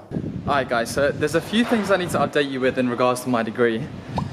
So basically, me and my supervisor back home had a bit of a falling out and she stopped replying to my emails and accused me of withholding information when I clearly wasn't. So now I'm just like, nah, want a new supervisor when I get back. In regards to that matter, there was just a bit of confusion that never got sorted out because she stopped replying to my emails. This semester I'm taking 3 third-year classes and 2 first-year classes, which are both maths. And all of my third-year classes are 3 hours long. I probably only concentrate for about 4 minutes each hour. So, a funny story about this place, inside the quadrangle,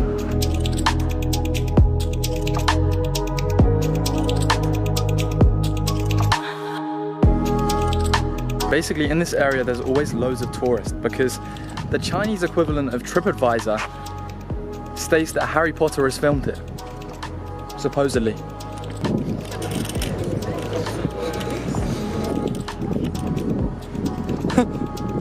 So I've got a few meetings onwards of 2:30, so I need to get going. So I made this one random friend in the library the other day. He just started nodding at me randomly, right? So I'm gonna see if he's there. He always sits in the same spot.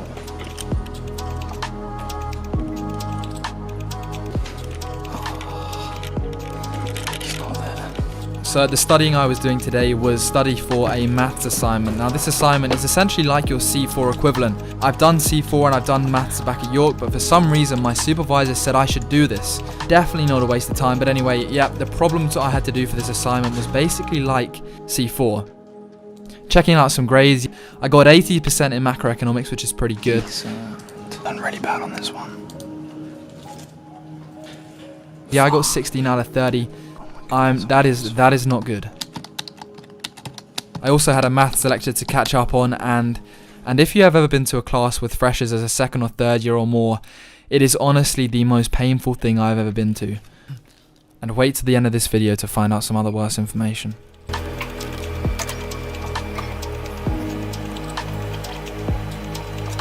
So after the library, I went to SAE, a film school, to do some ADR for this project. So only left in there the stuff that needs to be re-recorded. This is input 7. Yep. You choose 7 and go front, not front end read. Okay. You vlog or? Yeah, low-key, yeah. Oh, cool. I mean, I kind of go through phases where I'm like passionate about vlogging, and then I'm like, You just give it up for like months, yeah? there's not enough content, like I'm just university, but... We was filming this project, and this dog about the size of gorilla, right, comes up to us and starts jumping and chasing this guy in the blue shirt. You know when someone is genuinely scared of dogs? It's a traumatic experience for all involved, especially for me. I was starting to get scared of it as well. Yeah, it came up and sniffed you. I was like, oh my god. I was like, don't move. Draw a circle around me, please, someone.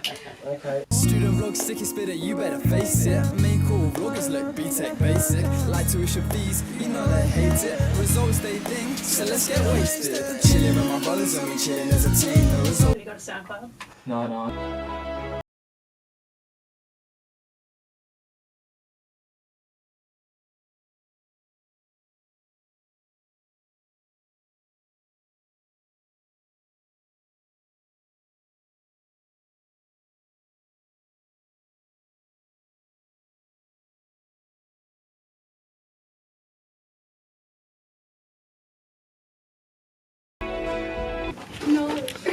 Animal abuse, Dylan's vlogs, haha.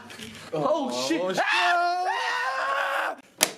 Some mood lighting for a serious topic. So, as I'm sure you guys have seen from the title of this video, I failed an exam. So you know when you come out of an exam, you think you've done pretty badly, but you don't actually think you failed, but you tell people that you failed, right? That's what I did. I was like, thinking, you know, I probably got about 60%, but I'll just tell everyone I failed, so, you know, when they ask me how I did, I'll be like, oh, I got 60%, they'll be like, oh, you done better than you thought. And normally it works out pretty well, right? This time, I actually failed. I got less than 50%, I got 48%. Now it may seem like I'm pretty calm on the inside, but this exam only counted for 25%. But if I don't pass this subject, then I'll be held a whole year behind. I've got lots of work to do for my exam, which is in 2 months. But the reason why I needed to talk to you about this is partially for a clickbait title, yes indeed, but it's not clickbait, it's true. I just want to show you what third year economics is like. So the class I failed is called Business Cycles and Asset Markets. No, it's not. The class I failed is called Business Cycles and Asset Management. I mean, no wonder I failed if I don't know the name. Let me show you some of the content. So you're probably wondering, why am I taking a third year subject if I'm a second year? Basically just the study abroad requirements. For some reason I have to take a third year subject and it's pretty tough. But yeah, so let's just take a look at some tutorial questions. So it was a pretty basic question for the first lecture. Explain how and in what important ways growth and classical cycles are different. You know what, I knew that, but surprisingly it didn't come up in the exam. So you can see here, lots and lots of statistics and econometrics.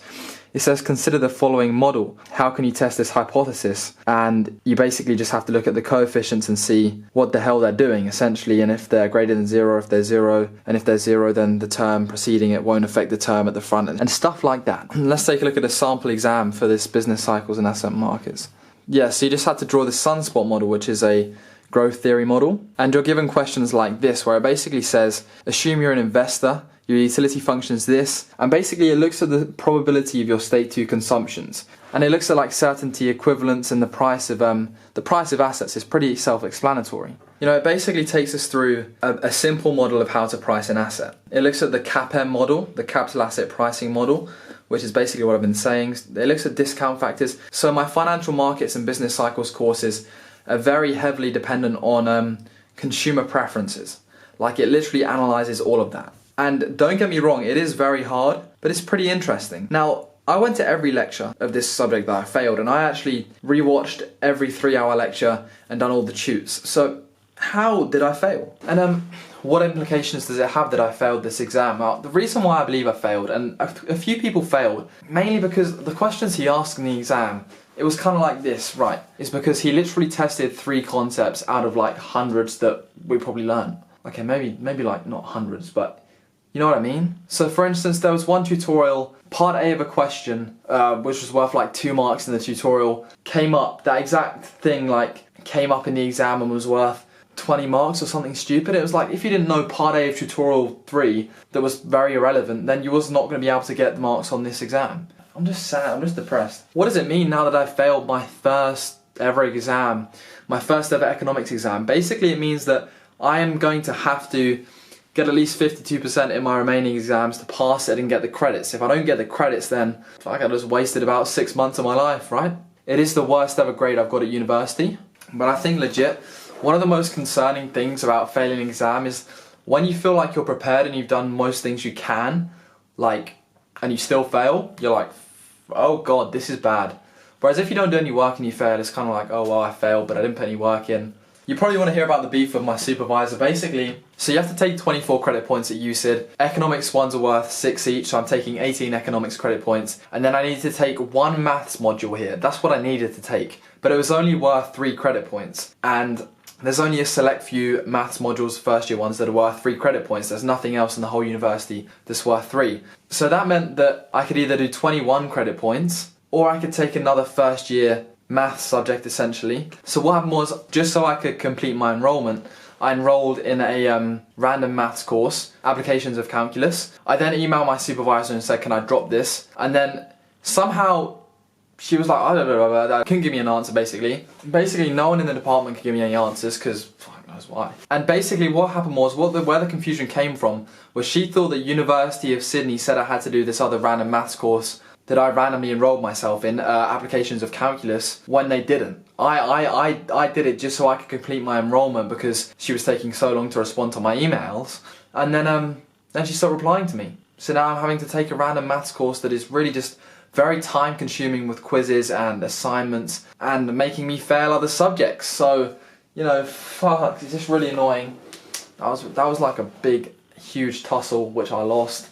Like, why am I taking fucking C4 again? It makes no sense. Listen, I'm not sure how well I explained that at all because it is very late and I'm very tired, but this is my first video in a very long time. Basically, what happened was as well, why I've been gone. Okay, why I've been gone, another important topic. Basically, I was trying to sort out my supervisor stuff back home, which took ages. I was trying to sort out housing for next year when I get back home, which also takes ages. I was potentially going to have to extend my visa, but that's all sorted now. So I actually undertook quite a few student film and projects. Obviously take up a lot of time, which put me behind a lot on uni work, which then meant I had to catch up on my uni work, which hasn't left me much time for this. I also fell 5 weeks behind in the maths course, Applications of Calculus, because I thought my supervisor would eventually let me drop it, but she didn't because she stopped replying to me, and apparently I need proof from back home. So I fell 5 weeks behind in that as well, so I had to catch up on 5 weeks worth of content of that. And by the time I'd done everything, it was already mid-semester exam time, and it still is, so... Why are you drinking?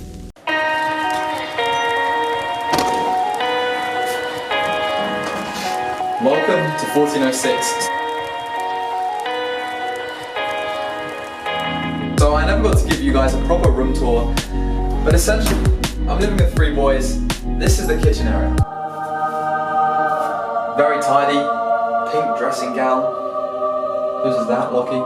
I have no idea. It's been here for like 3 months. Yeah, don't worry about that. Now come this way. First up we got one of the bathrooms in here. Yeah, in case you haven't seen one of these before, this is what it looks like. State of the art shower in there. Then we come through, first door here, Suite A. It is my room. Very nice. You can see we've got a ever so slight view of the central CBD, which is downtown Sydney in the distance there. Look at that. That is pretty nice, am I right? Let me come back here. Another roommate in there who's not here at the moment, but we won't go inside his room. Personal space, very respectful of that here. Let me come down to the cabinet area. Very nice blazer here. Very nice colours indeed. And then this is the front room. Once again, very tidy. Yeah. And then finally we have Suite C. Very clean, very clean. Whoever lives here should be ashamed of this absolute monstrosity. But yeah, that is pretty much the apartment. Lockie Wood, how's it living with me, Lockie? Like, am I good? Am I tidy? Am I? He has his moments. He's probably the tidiest of all of us. In the last 2 weeks I've been to 2 college formals which led to belly dancing. I was part of a world record team that broke the world record for longest improvisation in drama, which occurred for about 7 days straight. I got the USYD futsal call-up, to which I'll be representing the University of Sydney at the University Games, and I was also entered in Australia's Most Promising Actor of the Month, and I've had my last ever tutorials, which means it's almost time to go back to the University of York.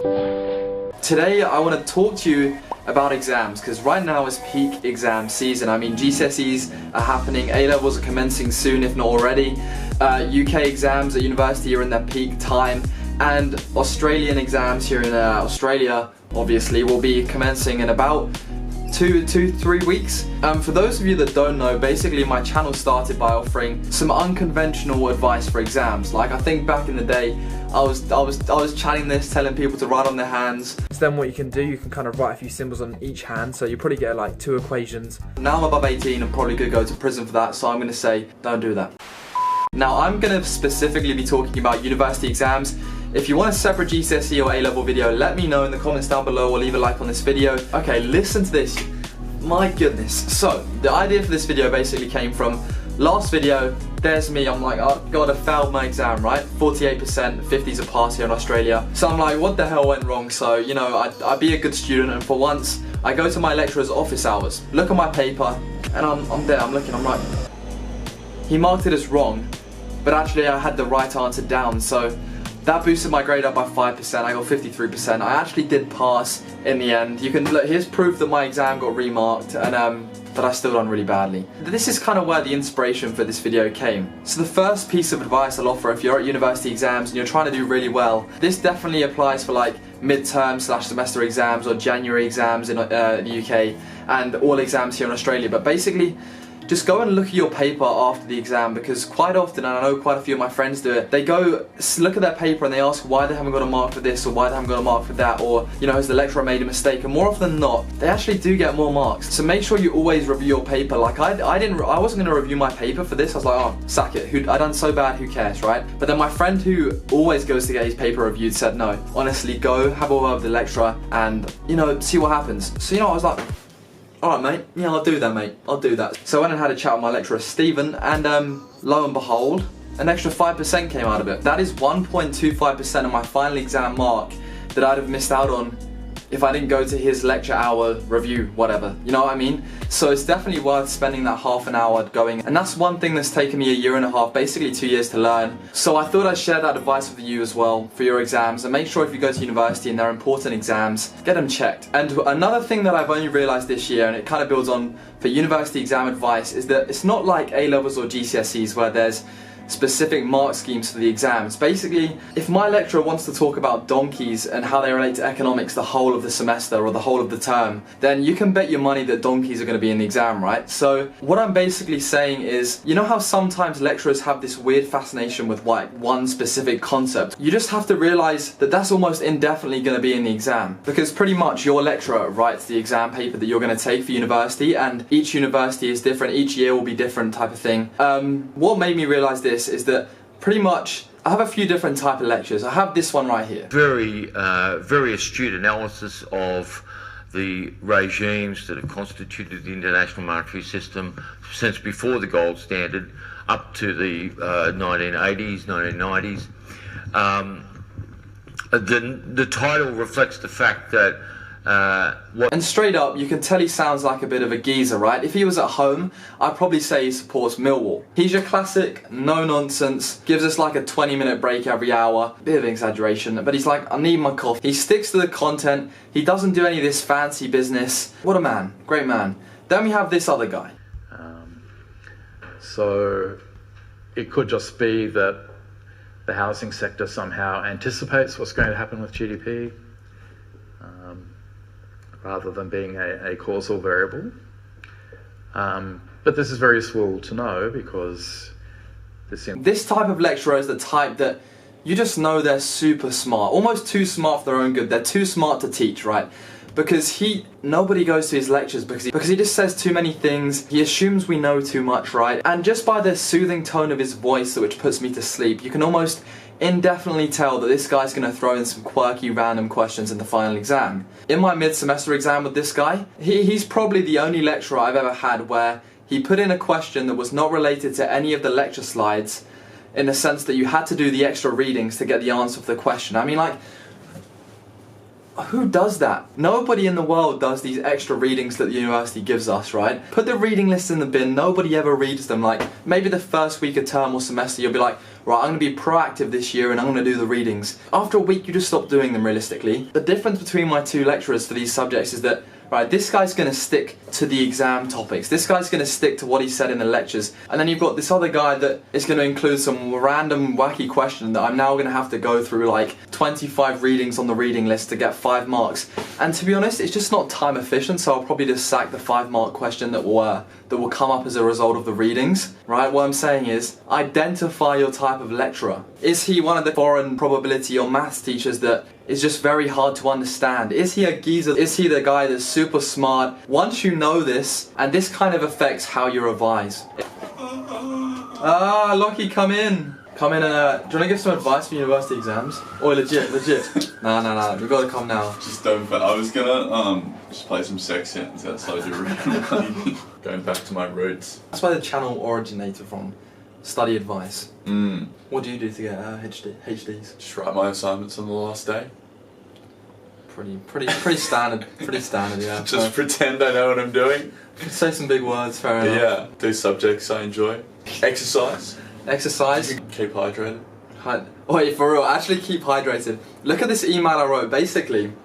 It's true. I was in an exam and I started seeing things on my diagram last minute, so I had to tell my lecturer that I was dehydrated. I actually wrote an email That's saying... such bullshit. I was like, I think I was dehydrated, haha. That's such bullshit. So I ended up getting like 65% in the exam, so maybe that saved me a few marks. 65 will do. No, it's not. It's, get away with it. Take a break. Have a wank. Probably more, would you say, like, stuff I wish I knew at the start of university before taking exams. And obviously if you're going to St Paul's next sem, you haven't got a referral person, hit me up, you know, I can work something out of you, $200 each. But, taking the extra 100 for yourself. So there you have it. They're the things that I wish I knew before I started university exams, and something to bear in mind at the start of next semester, or even now if you're still going through exams. You just got to think like your lecturer. Like, what topics did this guy absolutely love? What topics did she ramble on about for hours and hours and hours? They're the ones that are most likely going to be in the exam. But remember, if you did enjoy, leave a like on this video, subscribe down below. If you want a GCSE video, hit me up in the comments, and that can be arranged. Stay tuned. Welcome back to a brand new video on my channel. Today we're seeing who is smarter, an economics student or Ariane, the computer science student. Come on here, Ariane. How's it going, guys? You ready for that? He's gonna lose. This guy means business. Okay, so what we're gonna do is, we're gonna do some challenges, which will involve like test your IQs between computer science student versus economics student. So the way we're gonna see who is smarter is that I've asked Ariane to prepare 5 basic computer science questions, multiple choice, that I'm going to try and answer. I've done the same for you, but for economics questions. And then after that, we're going to have a general knowledge round. Whoever gets the most points is smarter. And the loser is going to do a challenge. Oi. Yes, the loser is going to do a challenge. That's you. On one side we have Ariane, representing the University of Sydney, and on the other team we have Student Vlogs, representing York. Who's smarter, the computer scientist or the economist? Basically high school related knowledge, so if you know about a bit of high school, it's like general computer knowledge, you'll be able to easily know what I'm talking about. Okay, let's go. Round 1. Which of the following would decrease an economy's output? Is it A, lower prices, B, higher consumer expenditure, C, higher imports, or D, none of the above? Wait a minute. Okay. Yeah, do you know what GDP is? Yeah, I know that. Okay, low GDP essentially. Of course, I think people are more into like getting more stuff. Yes, nice. Let me see, did I got it? Okay. D? Oh, no, Ariane, it's C. self-portraits. That was a hard question. That's probably the hardest one there. Means that you're importing more from other countries, not your own country. Domestic demand output decreases according to the AB equation, which is... I reckon you kind of have to know a bit about economics to get that question. That's a hard one. In computer science, when we collect different social media accounts, what's the terminology they use when they try to name the terms, connections, or different social media accounts? Is it A, graph, B, networks, C, plots, or D, locations? C, networking. It's not networking. It was network, not networking. So you got the term right, but you added mistakes. So that was your mistake. Oh, so the answer was network. It was network, but you said networking. So if you would have tried to say it in the answer, that would be definitely wrong. Okay, so that's what professors do. That's what I hate about them. They're not that too. What's the biggest economy in the world? Is it A, India, B, China, C, USA, or D, Russia? USA? Is it wrong? Is that right? He's got 1 point there. Congratulations. Fair enough. How big is T-Series? Like India, everybody in India knows T-Series. Yeah, I think almost everyone knows. They're driving India's economy. That's a pretty hard question. I don't know. This question is going to be a lot easier for you, mate. The question is, when was Apple Computer Company formed? Listen, my gut is telling me 76, but I feel like it would be 78. Okay. Just take time. Always follow your gut in life. Is it 1976?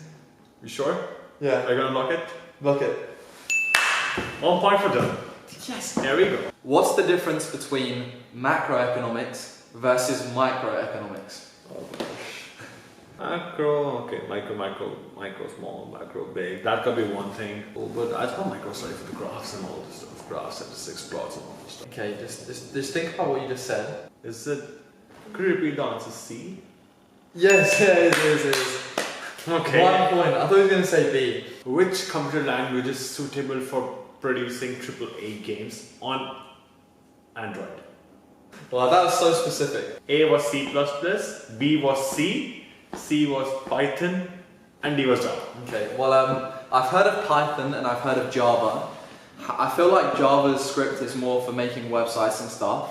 Yeah. I feel like Python... Java and JavaScript's a lot of different languages. They go like this way. Yeah, I feel like maybe Java's like... I feel like that'd be a niche coding thing for games. Python, I feel like I've heard that it's like another mainstream one. I've heard that term a lot. I feel like if my software was designed to make games, I would probably call it something like Python because it just sounds like, I don't know, some sort of gaming thing. I'll go Python. C. Unfortunately, my friend, you're wrong. No. You actually just got it right in the first time when you said Java. JavaScript thing. Java. Okay. What does Python do then? Python is more for data science and data analysis, for statistics and businesses. Question number 4. Which one of the below causes the price level in the economy to increase? Is it A, higher costs? Okay. B, higher saving? C,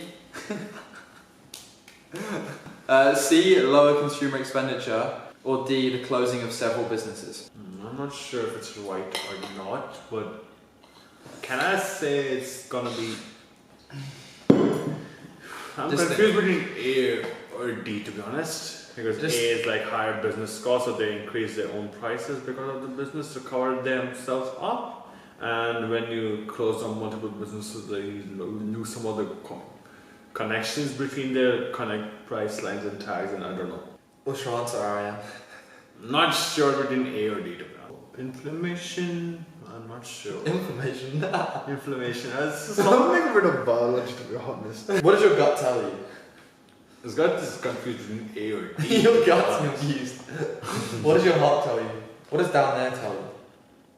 I don't know. Let's go with... Okay, I'm just giving a random guess. Let's go with A. Yes, it is A. You said the right reasoning. So my fourth question is related to computer science and data science. It's a bit of combination of both. It's regarding image processing. It's like, you know, the television screens and all. Video videos and all. It's regarding that.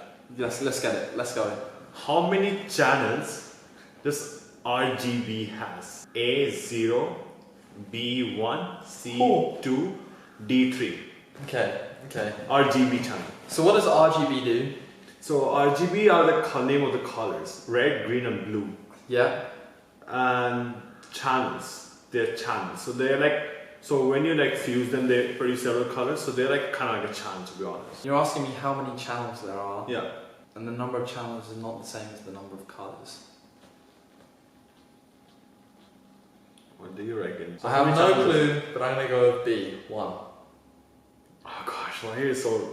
Why? You just... It's like, I just literally told you the answer. 1, 2, 3. Higher saving today means economic growth will be higher in the future. Economic growth will be lower in the future. Economic growth will be the same. Banks will shut down. Lower economic? Is it? Wait, was it right or wrong? Doesn't look like it's right. Is it right or wrong? It's right. Oh geez, right. 4 points, so it's my turn. Okay, this is gonna be like high school related question. When you do restart, what's happening? Is it a warm booting or is it a cold booting? Oh. When you do a restart, like the system is on, but you want to just do a restart because like some applications required after download, so like they want to set up themselves. So like once they download, they require you to restart the system so that they take time to like set up with the software and all the components. So what happens there? Like, is it a cold booting or is it a warm booting? I've heard the word cold booting a lot, and I feel like that's when like you must take out the plug or something, and then warm booting could just be like a restart. What do you say? It's only 2 options, and that requires the stuff which I told you. Okay, I'll just do the one that I heard, a cold reboot. It's actually warm rebooting, warm booting. So warm, you just see your system is already on, and then you just restart that. Mate, that's exactly what my logic was. I don't know why. Cold reboot is when the system is off. Like when the laptop is off and then you just press on and the laptop starts. So that concludes round 1. Ariane scored 4, I scored 1. The second round is individual IQ tests. 10 questions, 10 topics. I'm gonna lose this English round. 6, 7, 8, 7. 7? I think that's not sure. It's like base. This should be it. Maybe this should be it. Let's go with this one. Cover. Water is super as stored. It's the best video I've ever.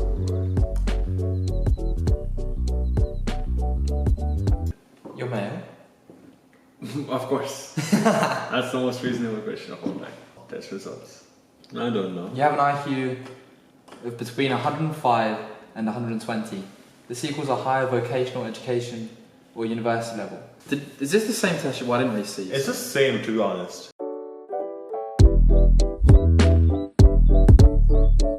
Which number logically follows this series? Add 2, add 3, minus 3.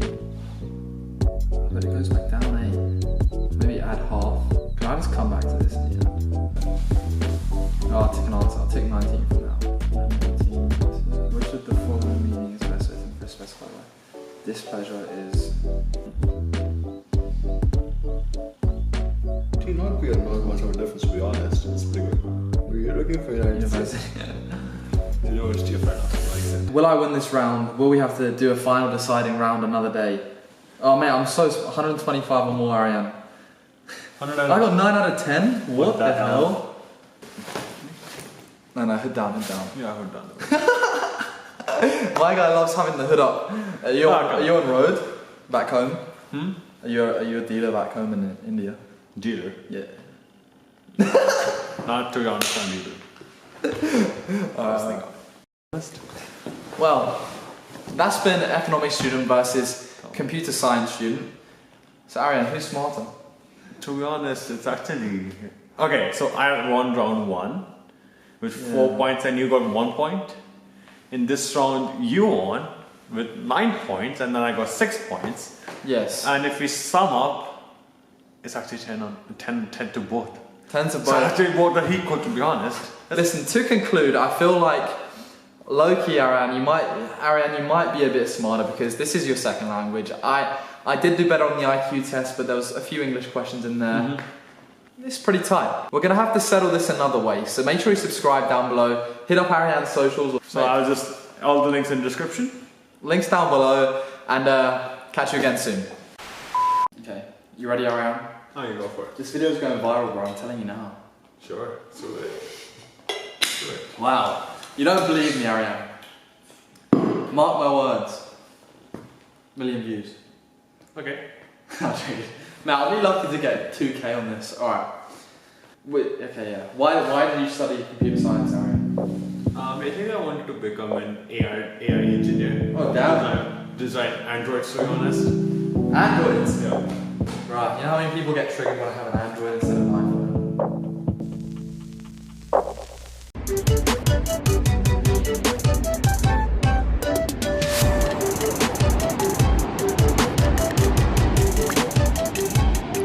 So guys, welcome back to another video on my channel. Right now, I'm off to go and try and sell my guitar and my light because obviously I'm leaving Sydney in like 2 days. And then I need to go get some food for camping. This is the last time I'll see this sign. I am probably walking down this Sydney parade for literally the last time though, yeah.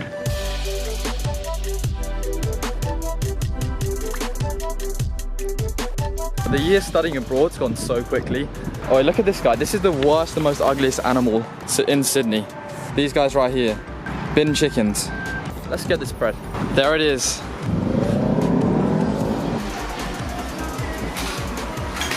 I guess you can always find stuff that is on eBay cheaper. Cheaper, yeah. But it just depends on the quality. More than $50. Oh, no. 60. The cover was like 25, like it's a big. How about 60 for the whole lot? Yeah, it's still the same, you know. Yeah, 55. 60. I know this whole set is 25. 60 total, shake my hand. Up deal. Thank you very much, man. Thank you. Seems to be going. 100%, I promise you, 100%. It's going. It's just a bit slow, that's all. Just zoom into your eye. That is working now. Why is that working now? What? Perfect camping food. So apparently there's no water supply for the 2 days. So we're gonna get 3 of these. And then 100 grams of mild, please. Thank you. What the hell? They literally just rounded my bill down 2 cents.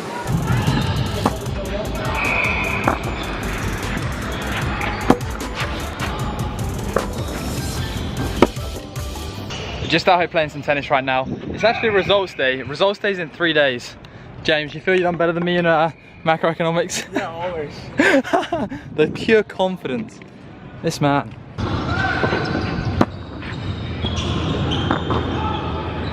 Just finished up playing some tennis. Yeah. You excited for? So excited! It was first experience in my life. You excited for results day? In 3 days. I didn't really count the results in tennis. Oh yeah. Now I decided to try and read a 100-year-old book since these books seem to take up most of the study space in libraries. And I wanted to share the journey with you guys, so enjoy. Now a funny fact about me is that I'm not normally the biggest reader, so taking up this challenge is a bit bizarre for me. Most of the books I've finished are probably the ones we had to do for English GCSE, such as Mice and Men. But today, that is about to change because I'm going to embark on the challenge of reading a 100-year-old book. I actually can't describe how grateful I am that YouTube is here and Crash Course is here so I don't have to read these. So this seems to be like a potentially a good choice, 1910 to 11, but the size of it is pretty ridiculous. So we're going to try and find a smaller one. So this one right here, oh my goodness, it's already literally crumbling. So yeah, perfect. There is 500 pages. Oh my goodness. Commonwealth Law Reports from 1917 to 1918. So I know I don't study law. I may struggle with this, but I still reckon I can learn some interesting things. So just as a quick FYI, I'm starting my first reading session now. It's 7:33. I'm going to try and go for an hour or two, see how far I get. So when people ask me what I did this summer, I will say I read an old law book for fun. Nice. What have I got myself into? Am I going to get bullied for this?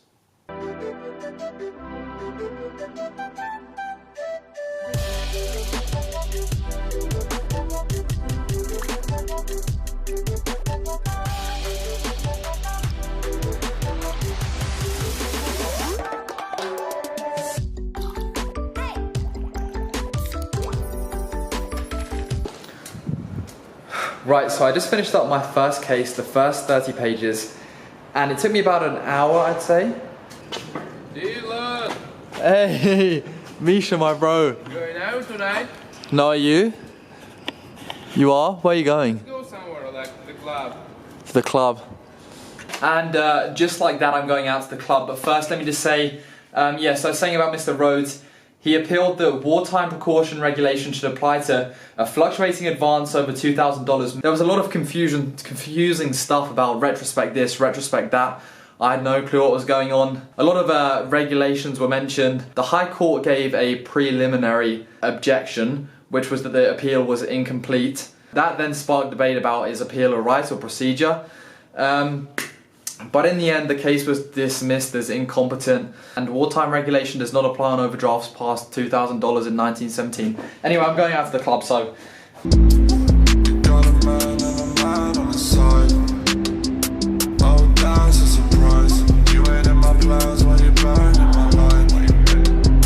What is it on my finger from this book? It's actually 100 years old. This is a book from pre-World War II. Here you go, James. Do you want me to read you some, James? Me? I'll read you the first bit. I don't understand the language, right? So I've never looked at it yet. Appeal from the Supreme Court of New South Wales. On the 8th of August 1874, an indenture was executed by John Corn. What's an indenture? Alright, can we Google it? I've actually done it. Okay, so he executed a legal agreement. There were trustees. It was over land. For his wife, Susan Corn, the natural love and affection of the said John Corn for his said wife. And their issue. What the hell is all this said wife, said John Corn? That's the way they spoke. Back in, is that because it's 100 years old or law? I don't know. James, man, you're in the wrong. You don't know? No idea. No, for the gram. It's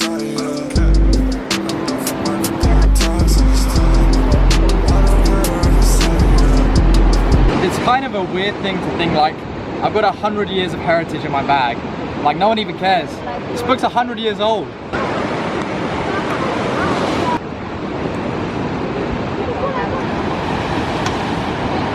Trousers can be converted into shorts, James. You know that, right? Yeah, but it's so hot up here. I don't think we're supposed to go up here. Yeah, you don't say. We're 500 meters above sea level. We want to be down there, far out.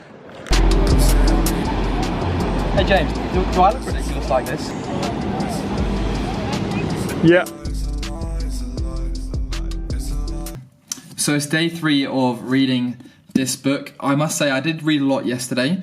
I read like 3 new cases, but most of the cases were all about regulations and stating the implications of a regulation and pretty much just went over examples, so I didn't actually learn too much yesterday. That's why I've chosen not to include it in the video. One thing to remember is that I am skim reading this, like I'm not studying it, if you know what I mean.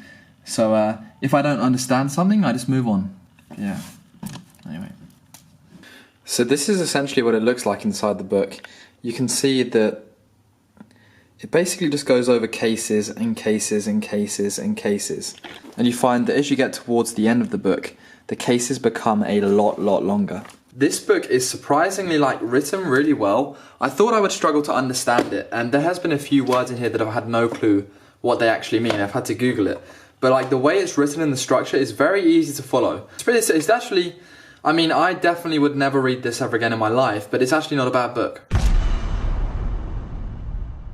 So I just finished up doing some more reading. I can't lie, I'm getting very tired of reading this book now. So I was low-key confused by the very first basis of appeal. Basically, George charged that Alfred, an election council officer, did not cause to be counted in his presence and subject to his supervision the votes recorded for each candidate at each polling place contrary to the ordinance in such case made and provided. Objection was taken that a prosecution for such an offence could not be instituted or carried on by a person not having authority to prosecute for or behalf of the council. I think I'm just confused at the general English vibes here. That is the charge. Essentially, the court deemed that George, who was going for the appeal, had no authority, so they just dismissed him. However, there was a lot of debate over whether this was an erroneous thing to do. So there was another court hearing. He appealed the decision to dismiss the information, and another judge ruled that the magistrate's initial decision was wrong, it was erroneous, because under the Fines and Penalties Act, anyone can sue anyone for an offence against ordinance. So then the appeal escalated to the High Court. The High Court agreed with the original court, and said that George had no authority to be making these claims and etc, etc, etc. So essentially the special leave to appeal got refused. Like, I'm just getting to the point where I'm reading stuff now and I'm genuinely not understanding anything. So guys, back to doing another reading session. I'm probably going to do my final reading session now, then summarise.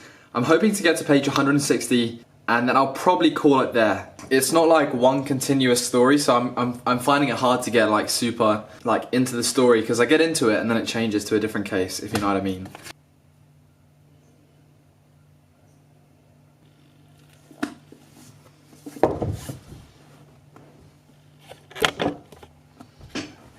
So I just finished up to page 160 of the book. I read the last case. Now, I'm probably not going to talk about this case just purely because it was to do with like a young girl, and you know, I'm sure you can imagine what it's about. But anyway, back to this book. Now this book is 100 years old. Like, proof is in the pudding right here. This has rubbed off on all of my clothes and everything like that. I'll be returning it to the library tonight. What have I learned during this period of reading this book?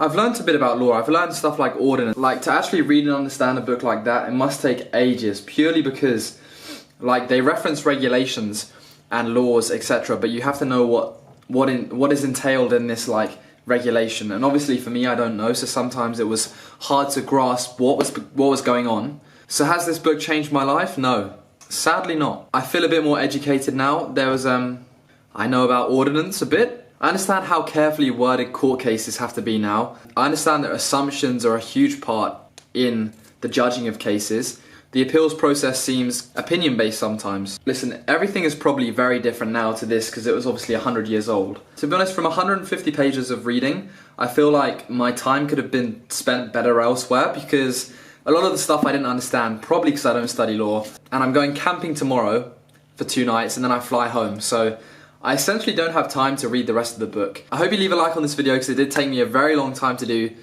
well, 150 pages worth of reading. Please do subscribe down below. Catch you again soon. 24 hours without internet challenge coming very soon.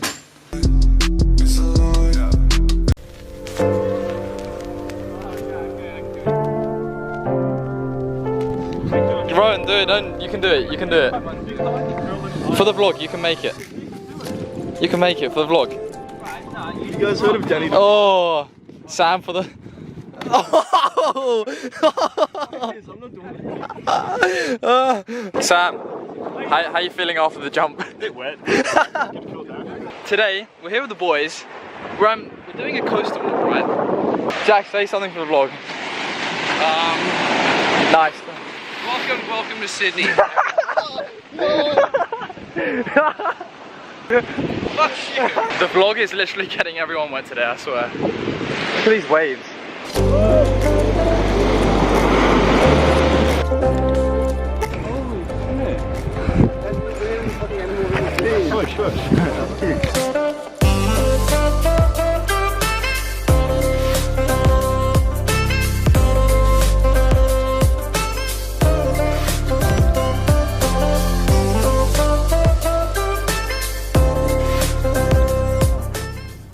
Have you ever seen an arrow tent peg? Alright, so we got our boy. So we just finished up setting up the campsite. Tent's looking pretty nice. View's looking very nice. Josh is Made it. pretty ripped. Holy shit, Anyone else man. got anything to say? Mr. Lynn, give us a tune.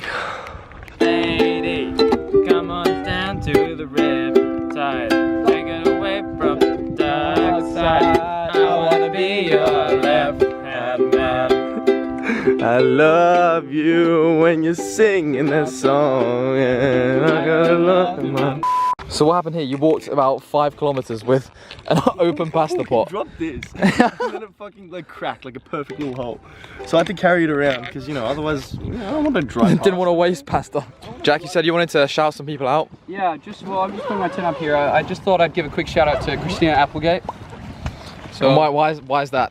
Well, I just really respect her as a journalist. Interesting. Yeah. Can I show them my tattoo, or is that against YouTube? Yeah. So I explained the story, Parham. So you got this tattoo. So I got paid $100 US to get this tattoo. Like I profited. Okay, interesting. Yeah. And what is the tattoo of? I don't know. I think it represents. I'm not too. I've thought about it a lot. I think it's got plenty of meaning. All right, great. Well, can we have a look? Oh, it's a butt tattoo. Yeah. Oh wow. So if you zoom in, you can really see the essence of human existence right there. So who is that, Parham? It's my boy. Is that one of your best friends? Yeah. What do your parents say about it? Oh. They're not gonna ever say anything about it. I had to tell Dad because I was on the holiday, right? And then I realized that if you get a tattoo, you can't go swimming. And we were in Vietnam and we were going to go on like this snorkeling trip the next day. Yeah. And I was like, oh fuck. Yeah. Well, hopefully your mum doesn't watch these vlogs. Fuck. Oh, fuck. I'm sure she's an avid follower. Are you seriously gonna wet those socks? No, obviously. Don't get my socks wet! Don't get my socks wet, boy! Yeah, you made me get them wet anyway!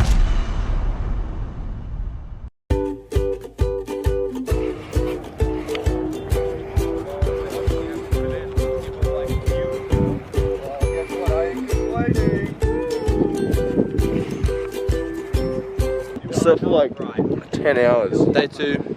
Alright. He left the food out in the tent, and then an animal came in and took Okay, yeah, we'll show them. I was sleeping here, where that apple is. My head was there. We had a bag of toast, like right there, like a bag of bread. And an animal just came and fucking ate it. Look, there's remnants of bread, remnants of animal. Guys, like this video if you think Parham should start his own YouTube channel. Breaking your leg. Like, look how far that is. No, I reckon you'd die. It's like 10 meters. There's so many rocks though. Alright, the lengths I'm going to go to set up this group picture. Oh.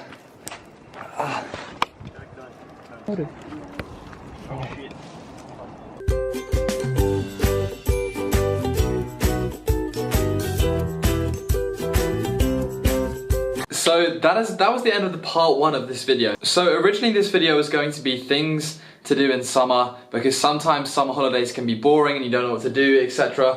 So I thought I'd bring in a few things that I've done, i.e. camping. Next up we have a few challenges, and then just general things that are pretty cool to go out and do with your friends. The reason why the title's changed is because I feel like that accurate non-clickbait title would definitely get more views than things I wish I did in some holidays or something like that. So yes, I'm still very tired from camping as well, and I'm flying out tomorrow, and results come out tomorrow, so make sure you subscribe down below if you're new around here. Now let's jump into a challenge, the classic bottle cap challenge.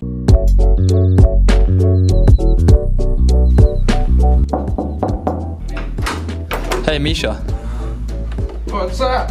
You want to do the bottle cap challenge? Sure, man. Hey.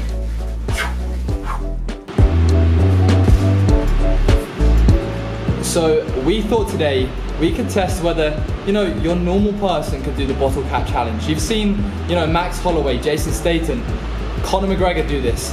But you know, the MMA fighters, celebrities, how easy is it to do the bottle cap challenge? Today, I got Misha, myself, and we're gonna go do it. And we're gonna do it.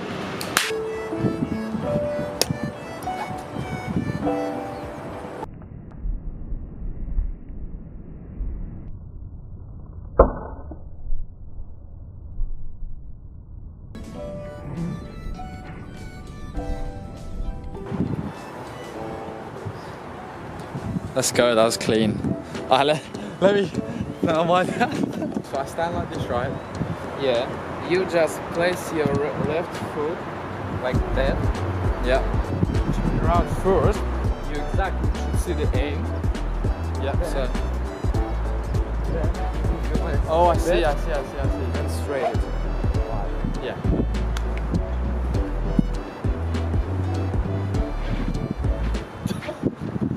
Okay. Feels good.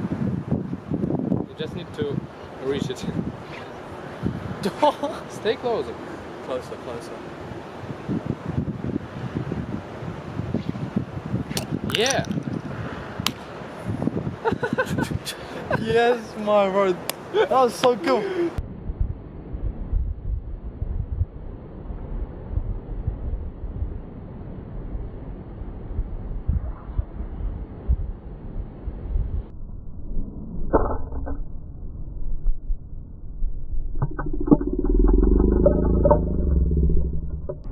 I thought it was so hard. Yes, me. So did I. Where's the game? It's inside the ring. So we just both did this in 3 attempts. I mean, I have Misha guiding me, and as soon as you have someone who does martial arts guiding you, it's a lot easier. So yeah, you literally got it inside the ring. Mate. Michael Jordan. Michael Jordan.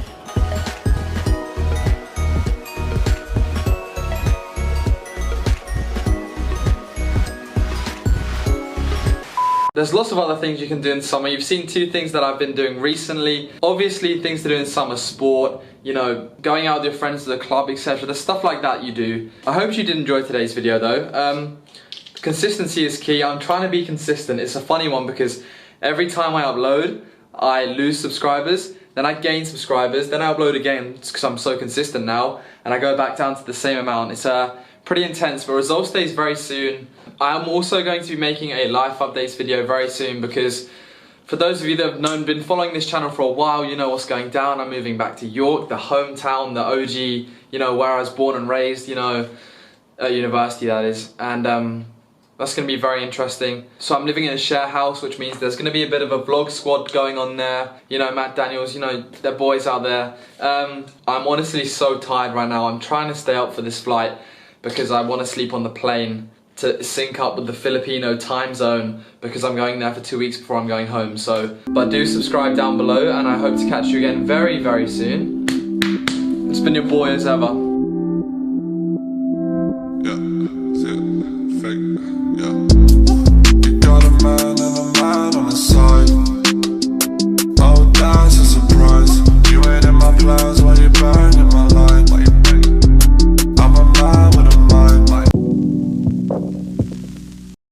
Alright, ladies and gentlemen, it's so early, what the hell. It's like 8 o'clock. Apparently results are out. I'm gonna go check them. Live reaction right now. Jesus, I'm so tired. Okay, quick heads up. Like, whatever I get, I get. I tried my hardest. If I fail, I fail. Except one subject, one 3-credit math subject, which I was mad about my uni for making me take. And I basically had to learn some C4 again, C3 again, all A-level maths. I don't even think I went to all the lectures for it, but didn't even watch them all. Anyway, here it is. Here it is. Opening up my emails. My results. Oh, yo. Yo. Yo, I'm happy. Let's go. Oh, what the f? How did I get 64 in linear algebra? 1% off a credit? I'll cop that. I'll cop that. That's my live reaction. Distinction, credit, credit, pass, pass. I didn't get 1 extra percent in that.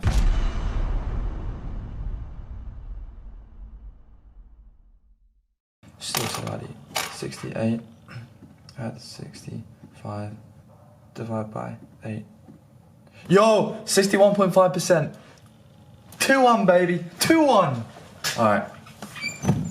So now that 5 minutes of excitement is over, I got 61.5%. I'm pretty sure that's what I got exactly in my first year. And now it just means nothing, and I'll go about my everyday life or work for another year. Hard work, blood, sweat, tears, and do the same again next year. I'll feel good for the next few days though. Welcome back to another video on my channel. You just saw me like straight up live react to my 2nd semester University of Sydney grades, and you can see that, to be honest, I was quite happy. Like, I mean, I don't know if you could grasp, but I pretty much worked super hard for these exams. I done well, and I was kind of I was in a good place, you know what I mean? Like, I don't feel like I should have worked harder to get better than I did. I feel like, you know, I worked very hard, I got good grades, fairly happy with it. But Today, since it's the end of semester now and I've finished in Australia, I've recently got back from the Philippines, and I thought it's time that I do a final kind of end of year results video because, you know, I've got my end of year grades pretty much now. I know roughly within about 4% what my grades from the University of Sydney are going to translate back into University of York terms. Now, there is still a bit of confusion because I don't know the exact way they transfer over. So you'll see later on, but basically when I calculate my final grade, it could either be, basically I'll spoil it now, a 2-1 or a 2-2, depending on how they calculate it. So, but yeah, I did want to talk about my grades. So let me do it. Also, Philippines was actually mad. Like, one thing I've realized traveling loads recently is that the UK is so expensive. Asia is so cheap. I got home a few days ago and there's a vlog where I'm at the airport and that's coming out very soon. That is honestly a great video, so make sure you stay tuned for that. I'm also getting ready to go back up to York, the hometown. I'm moving in a share house soon, so expect plenty of vlogs like that. I mean, if you want to know what I took in the first semester, go watch my results video. But I got on average like 70%, I think it was, which is yeah, it translates to a 2-1, I'm pretty sure, back home. But this semester I was taking, you know, business cycles and asset management, financial markets, international macro, and 2 random maths modules. My mom sent me an iMessage again. Anyway, so yeah, they're the subjects I took this semester. You can see I was very disappointed with linear algebra and calculus because this semester I took 3 third-year classes and 2 first-year maths classes, and the 2 first-year classes I done worse in. So, you know, I was just like, what the hell? Did you like this top as well? Do you like this top, Student Vlogs top? Yeah. But yeah, let's talk about my grades I got this sem. I'm happy with them considering I basically improved on every single one of my mid-semester grades. So that is a good thing. Now, people kind of ask me, is it easier to like study abroad, do a replacement year, then go back to York and already have your second year grade from, like, let's say the University of Sydney? And to be honest, I think it balances out a lot because you can see that I took some first year classes, some second year and some third year. So it does work out to it does balance basically. And the University of Sydney is ranked higher than York and is ranked better for economics than York. So I reckon even though York's known for being like a pretty hard place to go and get a degree from, I reckon it was about the same level of hardness. But also one of the boys I'm living with next year, he went to Hong Kong and he said that like, nah, mad hard, like, I feel sorry for him. But anyway, back to this. So you can see I've got my Sydney grades right there. I now need to transfer them over into York terms. So essentially I'll put up the grade conversion table on screen right now. And you can see that in the first year, my grades translate to York terms as 58%, 65%, 65% and 65%. And then transferring over my second semester grades into York terms, you can see once again that I got 58%, 58%, 8%, 55%. So they're essentially the percentages I got, taking into account, you know, the differences between York and Sydney in terms of level of hardness, I guess, and the different grading structures, because obviously in Sydney you get credits, whatever. At York you get like a first, a 2-1, 2-2. So now that I've got each individual grade, it kind of comes to the 2 methods that I can get my final grade by doing. So I think that the way you actually do it is you add up all of the York percentages and divide by how many subjects you took, and that'll give you 61.5%. So once I've used the grade conversion table, taking the mean of my grades gives me 61.5%, which is a 2-1. Happy days, right? However, if I decide to take the mean of my Sydney grades and then use the grade conversion table, so use the grade conversion table second, the mean of this is 69.25. Wow. So then if we took this mean of my Sydney grades and then use the grade conversion table, it converts to, guessing that they'd round this down to 69%, it would give me 58% overall, which is a 2-2 for my final grade. So you can see we've got 2 contrasting, you know, figures for my final grade. I'm pretty sure though they would convert each individual subject using the grade conversion table and then work out my final year grade, but you do never know. So you know, it is a bit up in the air, but I'm pretty sure I got 61.5% overall. And yeah, Jesus, I'm happy with that. That's basically the same grade as I got in first year. Getting a 2-1 is pretty solid. Am I happy? Yeah. Yeah, so make sure if you are new around here, subscribe down below.